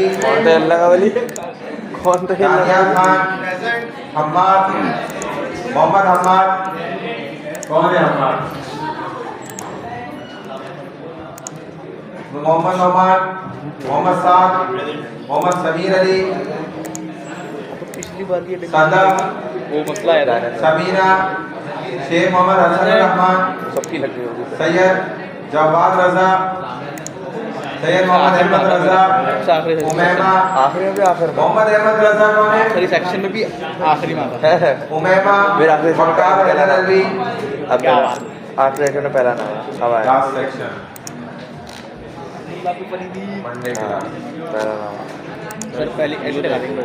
عبد الرحمن فریدی, ایان مسعود, کون ہے ایان مسعود؟ علی احمد صدیقی, علیشبہ راجپوت, علیزہ, آمنہ الطاف, ارسلہ خلیل, فضہ خیری, حماد اخلاق, حنزلہ عمیر, حسنین رضا, حذیفہ ظفر صدیقی. وہ اپڈیٹ کروں گا, سیو کروں گا تو اپڈیٹ ہوگی, ہٹے گی. کنول شہباز, کرن دلمیر, مہا جاوید, کون؟ مہا جاوید تو ابھی کس نے بولا ہے؟ محمد احسن ابراہیم, محمد اکمل, محمد امان, محمد خضر, محمد حیدر, محمد ماہر احمد خان, نادر خان, منیب حسنین, منیب خان, نور علی شاہد, اویس سلیم, سمیع الدین, شہیر اشرف, سمیع الدین کون ہے؟ سدرہ منصور, اچھا, سید محمد فاخر حاتم, محمد مزمل, سید شہزان علی, زید حیدر زیدی, صدف فاطمہ, اسامہ شہباز, وانیہ حق, وردہ سلیم, زینب منصور. وہ ابھی کی اب یہ سیو ہو گیا نا, اب ادھر دوبارہ ہوں گا نا پیچھے جا کے تو یہ ہو چکی ہوں گی. یہ دیکھو تھوڑی دیر میں 2-3 منٹ بعد یہ ہو گئی نا 5. اب سر کس کی کیا نام ہے؟ لاسٹ سیکشن میں, اس سے پیچھے والے میں.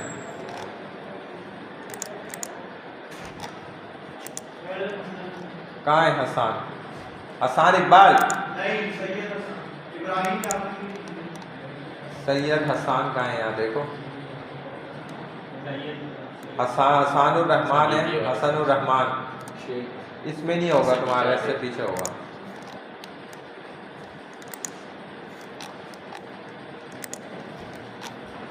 دیکھو یہاں سید میں کہاں ہے؟ سید حسان, سید محمد ہے, سید سیمین ہے,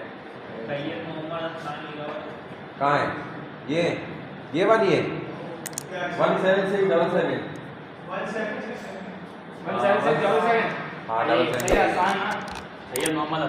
ہاں سید محمد حسان ہے. بس ہو گئی سب کی سر. ہاں جی سر وہ آپ نے جو پہلا سامنے کھولا تھا نا آپ کے انٹرویوز میں, سر اس کو میں آفس میں تھا. کچھ نہیں ہوتا, اس کے بعد لاسٹ اٹیمپٹ بھی دیا تھا. وہ اسی اٹیمپٹ کی بات کر رہا ہوں, اسی میں آفس میں تھا. اور اس سے پہلے والے میں کہا تھے؟ اس سے پہلے والا سر نہیں دیا تھا. تو مطلب کوئی بھی نہیں کرا نا آپ نے. آدھے گھنٹے کے لیے بھی بولتے ہیں کہ سبمٹ کرا دوں گا, وہ ہوگا میرے پاس. اور پریزنٹیشن میں کریں گے جو بھی کریں گے نا. جو آپ نے آن لائن 3 منٹ کی ویڈیو بولی تھی وہ بھیج دیں ابھی, وہ بھی بھیج سکتے ہیں. وہ تو بھیج دو فوراً, کیونکہ اس کے بغیر تو پھر فزیکل پریزنٹیشن ہو ہی نہیں سکے گی نا آپ کی. اچھا وہ بھی مسئلہ ہوگا. ہاں نا, وہ physical بھیجو گے تو فزیکل ہوگی ورنہ نہیں ہوگی. आपका ग्रुप में नाम भी होगा, नंबर नहीं मिल पाएंगे, फिर वो मुझे नहीं कहना नंबर नहीं है। Thanks for watching. Don't forget to like, comment, share and subscribe to Famous Scholar को सब्सक्राइब करके बेल आइकन पे जरूर क्लिक करें। जज़ाकल्लाह।